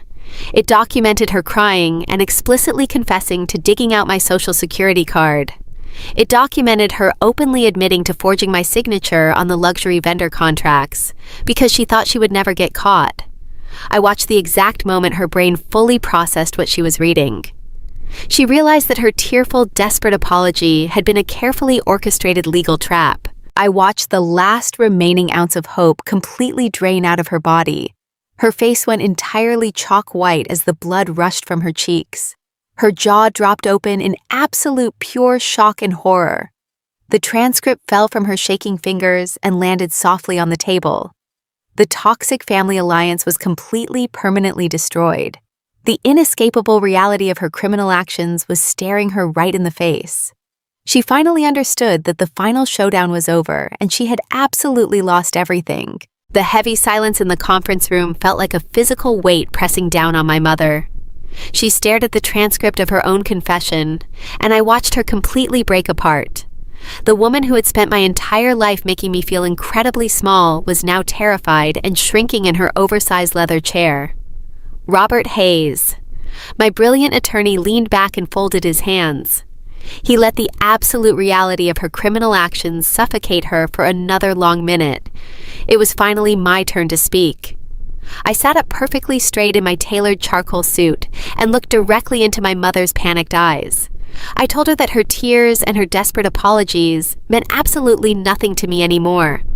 I explained that she was going to face the full consequences of her actions right here and right now. I told Patricia that she had exactly two options, and she was going to choose one before she walked out of this glass-walled room. I kept my voice completely flat and devoid of any emotion. I told her that option A was very simple.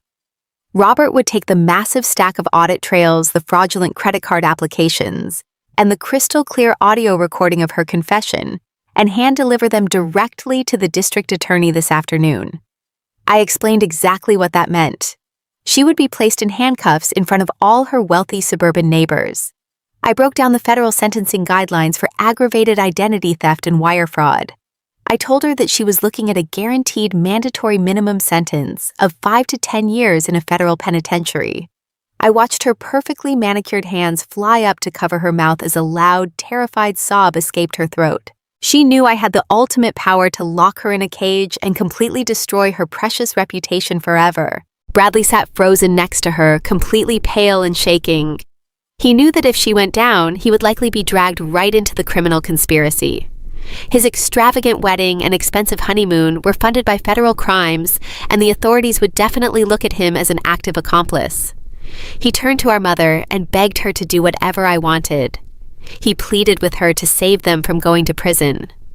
Patricia looked at me with tears streaming down her face and begged me to tell her what option B was. I did not smile, but I felt a deep, profound sense of justice rising in my chest. I told her that option B was also very simple. I pointed to the thick mahogany table and told her that Robert had already prepared the necessary legal documents. Option B meant she was going to immediately sign over the entire deed of her sprawling suburban house to me. I explained that the total value of the house would act as complete legal restitution. It would cover the $50,000 she stole in my name. It would cover the massive legal fees I had to pay Robert to untangle her web of lies. And it would serve as compensation for the immense emotional distress she had caused me for 32 years. I told her that if she signed the house over today, I would drop the criminal pursuit. She would walk out as a free woman, but she would walk out with absolutely nothing. Patricia gasped and started shaking her head violently. She cried that I could not possibly take her home. She sobbed that it was the only thing she had left and that she had lived there for 30 years. I looked at her with pure ice in my veins. I reminded her that she had no problem trying to destroy my life to fund Bradley's fairy tale. I leaned forward and told her that the house was no longer hers. It was the exact price of her freedom. I gave her exactly 60 seconds to make her choice. I told her that if she hesitated for even one moment, Robert was picking up the phone to call the district attorney. The panic in her eyes was absolute. She looked at Robert, who simply tapped his gold pen against the table, waiting for her decision. She looked at Bradley, who was frantically nodding his head, and quietly begging her to sign the papers so he would not end up with a criminal record. Patricia realized she had been completely and utterly outplayed. There was no manipulation left to use. She was cornered and trapped by her own toxic greed. With violently trembling hands, Patricia reached across the mahogany table and picked up the heavy black pen. Tears poured down her face and splashed onto the crisp white legal documents. She let out a long, defeated wail as she signed her name on the dotted line. She signed away her pristine suburban castle. She signed the deed transfer and pushed the papers back across the table, looking completely destroyed. Robert picked up the documents and carefully inspected the signatures. He nodded at me, confirming that the transfer was legally binding and absolute. He calmly placed the papers into his briefcase and told my mother and brother that the meeting was officially over. He informed Patricia that she had exactly 48 hours to remove her personal belongings from my property before the locks were changed. Patricia and Bradley slowly stood up from their leather chairs, looking like empty shells of the arrogant people they used to be. Bradley walked out of the conference room first facing a humiliating public divorce and a ruined reputation. His marriage, built entirely on stolen money, had lasted less than 2 weeks. Patricia followed behind him, dragging her feet across the carpet. She was leaving this building as a homeless woman with no assets, no social standing, and no golden child to protect her. I sat quietly at the mahogany table and watched them walk down the long hallway toward the polished silver elevators. I watched the heavy metal doors slide shut completely, erasing them from my view. As the elevator descended, taking them out of my life forever, I felt the heavy, crushing chains of 32 years of emotional abuse finally break off my shoulders. I took a deep, clean breath of air. The scales of justice were perfectly balanced, and I was finally entirely free. The ink on the deed transfer was barely dry before I listed my mother's former pristine suburban castle on the open market. I did not want to step foot inside it. I did not want to breathe the air in that perfectly decorated foyer where I had been ignored and belittled for 32 years. I hired a ruthless real estate agent who understood exactly what I wanted, which was a fast, clean, and highly profitable sale. Because the house was located in one of the most highly sought-after neighborhoods in the county, we had multiple aggressive cash offers within 48 hours. I accepted the highest bid without a single second of hesitation. The irony was absolutely delicious. The massive physical symbol of Patricia's fake high society wealth was now the literal foundation of my genuine financial freedom. The closing process was incredibly swift, and when the final wire transfer hit my personal bank account, I sat at my small kitchen island and watched the numbers update on my glowing screen. It was enough money to completely change my life forever. The very first thing I did was pay off the $50,000 of high-interest fraudulent debt that Patricia had strapped to my stolen identity. I called the credit card companies and the fraud departments and settled every single cent using the funds from her own home. My pristine credit score was entirely restored. I was no longer a victim of federal identity theft. I was a certified public accountant with a flawless financial record once again, but I certainly did not stop there. The suburban house had appreciated massively over the past 3 decades, and the remaining equity was incredibly substantial. I took a massive portion of those funds and opened a robust, high-yield college savings account for my son, Leo. I secured his future, ensuring he would never have to struggle or beg for an education the way I had to fight for my own survival. He would never have to rely on toxic family members to achieve his dreams. With the remaining equity, I finally packed up our lives and moved us permanently out of that cramped, dark little apartment. I bought a beautiful, spacious home in a quiet, upscale neighborhood. It was surrounded by towering oak trees and located in one of the absolute best school districts in the entire state. Our new house had a massive kitchen with warm natural light pouring in through large glass windows. It had a wide-open living room where Leo could run and scatter his favorite toys without constantly bumping into the cheap furniture we used to own. But the absolute best part of the entire property was the backyard. It was fully fenced, incredibly private, and covered in thick, soft green grass. It was exactly the kind of safe, peaceful haven I had always dreamed of providing for my son. We did not bring any of the old heavy furniture from the apartment. I wanted a completely fresh start from top to bottom. I bought bright, comfortable pieces that made the house feel incredibly warm and welcoming. Every single room felt like a massive breath of fresh, clean air.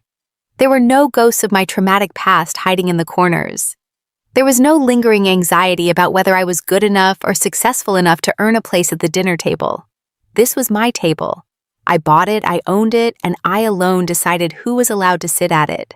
For the first time in 32 years, I felt completely untethered from the heavy, suffocating expectations of the Jenkins family. I remember walking out onto our new back patio on a perfectly crisp Sunday morning. The air was cool and smelled of fresh pine needles and morning dew. I was holding a warm mug of black coffee, wearing a comfortable oversized sweater. I leaned against the sturdy wooden railing and watched Leo running across the green grass, chasing a bright yellow soccer ball. His loud, genuine laughter echoed through the quiet yard, bouncing harmlessly off the tall wooden fences. He looked so incredibly happy. He looked completely safe. He had absolutely no idea about the massive chaotic war I had just fought and won to secure this exact beautiful moment for him. And he never would. He would never know the sharp, bitter sting of Patricia's conditional love. He would never have to compete with an arrogant uncle for basic human decency. He was completely shielded from the toxic shadows of my past, and the generational trauma stopped right here with me. Watching him kick the ball and tumble happily onto the soft grass, I felt a profound, deep realization wash over my entire soul. For my entire life, I had allowed my mother to dictate my personal value. I had believed her when she called me a burden. I had absorbed her cruelty and assumed there was something fundamentally wrong with me. But standing in the bright sunlight of my own beautiful backyard, I finally understood the absolute truth. My worth was never defined by her inability to love me. Her cruelty was simply a reflection of her own empty, shallow soul, not a reflection of my value. My worth was defined by my own unbreakable strength. It was defined by the way I fiercely protected my son and fought back against an impossible betrayal. I had built a beautiful, thriving life from the absolute ashes she left behind. I looked up at the clear blue sky and took a deep, clean breath. I was a mother, a survivor, and a fiercely independent woman who had finally claimed exactly what she deserved. If you have ever been the invisible child or the scapegoat in your own family, I want you to know that you can absolutely break free. You do not have to accept the cruel narrative they wrote for you. If my story resonated with you, please hit that like button and subscribe to the channel. Let me know in the comments where you are watching from and what time it is there. Remember that your peace is entirely worth fighting for, and you absolutely deserve to be the hero of your own beautiful life. I look out my window today, and I realize that the hardest part of walking away from toxic family members is the lingering guilt they trained you to feel. For 32 years, I was programmed to believe that my only purpose was to serve my mother and my brother. I was conditioned to accept that my needs were secondary, and my feelings were completely irrelevant. When you are raised as the family scapegoat, you carry a heavy, invisible weight on your shoulders every single day. You constantly wonder what you are doing wrong. You bend over backward trying to buy love that should have been freely given. You empty your bank accounts and exhaust your spirit, hoping that just once they will look at you with genuine pride instead of pure calculation. But that day never comes. If you are watching this right now and you recognize your own life in my story, I want you to stop and really listen to me. I know exactly how tired you are. I know how much it hurts to realize that the people who are supposed to protect you are actually the ones destroying you. You have spent your entire life believing that if you just give a little bit more, if you just sacrifice a little bit harder, they will finally appreciate you. But toxic people do not appreciate your sacrifices. They simply expect them. They view your endless kindness as a weakness to be exploited, and they will drain you until you have absolutely nothing left to give. You might be sitting there right now feeling entirely alone. You might be staring at your phone wondering if you should reply to that manipulative text message from your own mother or your golden child sibling. You might be feeling incredibly guilty for wanting to set a boundary. I want to tell you that your guilt is a lie. Your guilt is a heavy chain that they wrapped around your neck to keep you under their control. Breaking that chain is the most painful and terrifying thing you will ever do, but it is also the most necessary step you will ever take for your own survival. It took me 32 years and a massive federal fraud scheme to finally wake up and see the truth. I had to watch my own mother completely shatter my financial security and try to destroy my future before I finally stood up for myself. I do not want you to wait that long. I do not want you to lose decades of your beautiful life trying to fix broken people who absolutely refuse to heal themselves. You have the right to walk away. You have the supreme right to say, enough is enough. You have the right to look at the people who share your blood and tell them they no longer have access to your heart, your home, or your bank account. Let me tell you about the silence that happens when you finally stop playing their game. At first, the silence is terrifying. You are so used to the chaos, the screaming, the constant demands for your time and money, that the sudden quiet feels like a physical shock to your system. You sit in your home, and you wonder if you made a terrible mistake. You wonder if maybe you overreacted. That is the trauma talking. That is the years of psychological conditioning trying to pull you back into the familiar cycle of abuse. But if you sit with that silence long enough, if you let the initial fear pass, you will begin to notice something absolutely miraculous. The silence slowly transforms into peace. The heavy anxiety that used to live constantly in your chest begins to fade away. The knot in your stomach completely untangles itself. You realize that you are not walking on eggshells anymore. You are walking on solid ground that you built with your own two hands. The people who truly love you will never make you feel like you are hard to love. They will never demand that you set yourself on fire just to keep them warm. My mother and my brother demanded my warmth while actively trying to destroy my life. They looked at my success and only saw a resource they could exploit. But true family, whether it is biological or chosen, celebrates your success. True family protects your peace and honors your boundaries.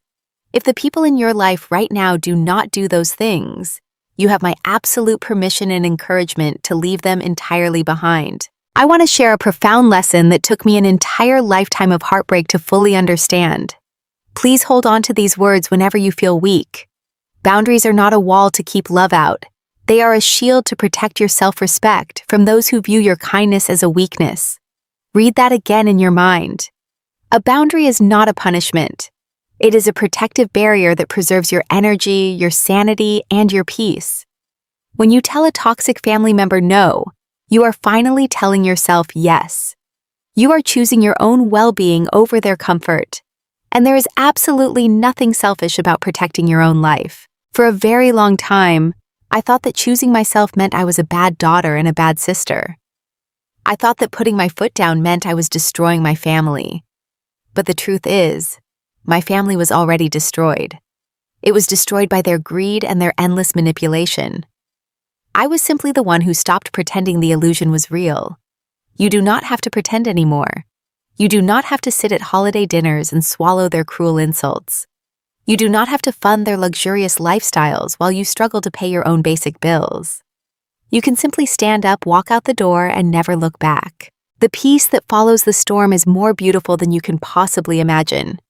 When you finally cut the dead weight from your life, you will discover a profound sense of freedom that you never knew existed.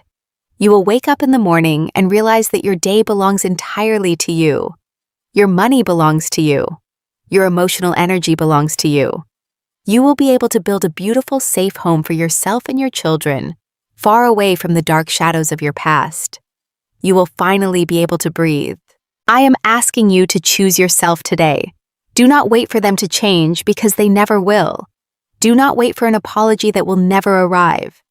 Give yourself the closure you desperately need and step into the bright, beautiful future that is waiting for you. You are incredibly strong. You are profoundly worthy. and you are completely capable of writing a brand new ending to your story. If this story gave you the courage to stand up to toxic family members, please hit that like button and subscribe for more stories of justice. I share these deeply personal experiences because I know how incredibly isolating it feels to be the scapegoat, and I want to build a strong community of survivors who can support each other through the darkest times. Your support helps these important stories reach the people who desperately need to hear them today. I also really want to hear from you directly. Building this community means everything to me. Tell me in the comments, where are you watching this video from right now and what time is it there? I read every single one of your comments, and I find so much pure joy and strength in connecting with all of you around the world. Knowing that my painful journey might help even one person find their own voice makes every single tear I cried entirely worth it. Never forget the lesson I learned the hard way. You are not a burden. You are not a human bank account. You are not an emotional punching bag for broken people. Remember, your worth is defined by you. Thank you so much for spending your valuable time with me today and for allowing me to share my truth. Take excellent care of yourselves and protect your beautiful peace at all costs. See you next time.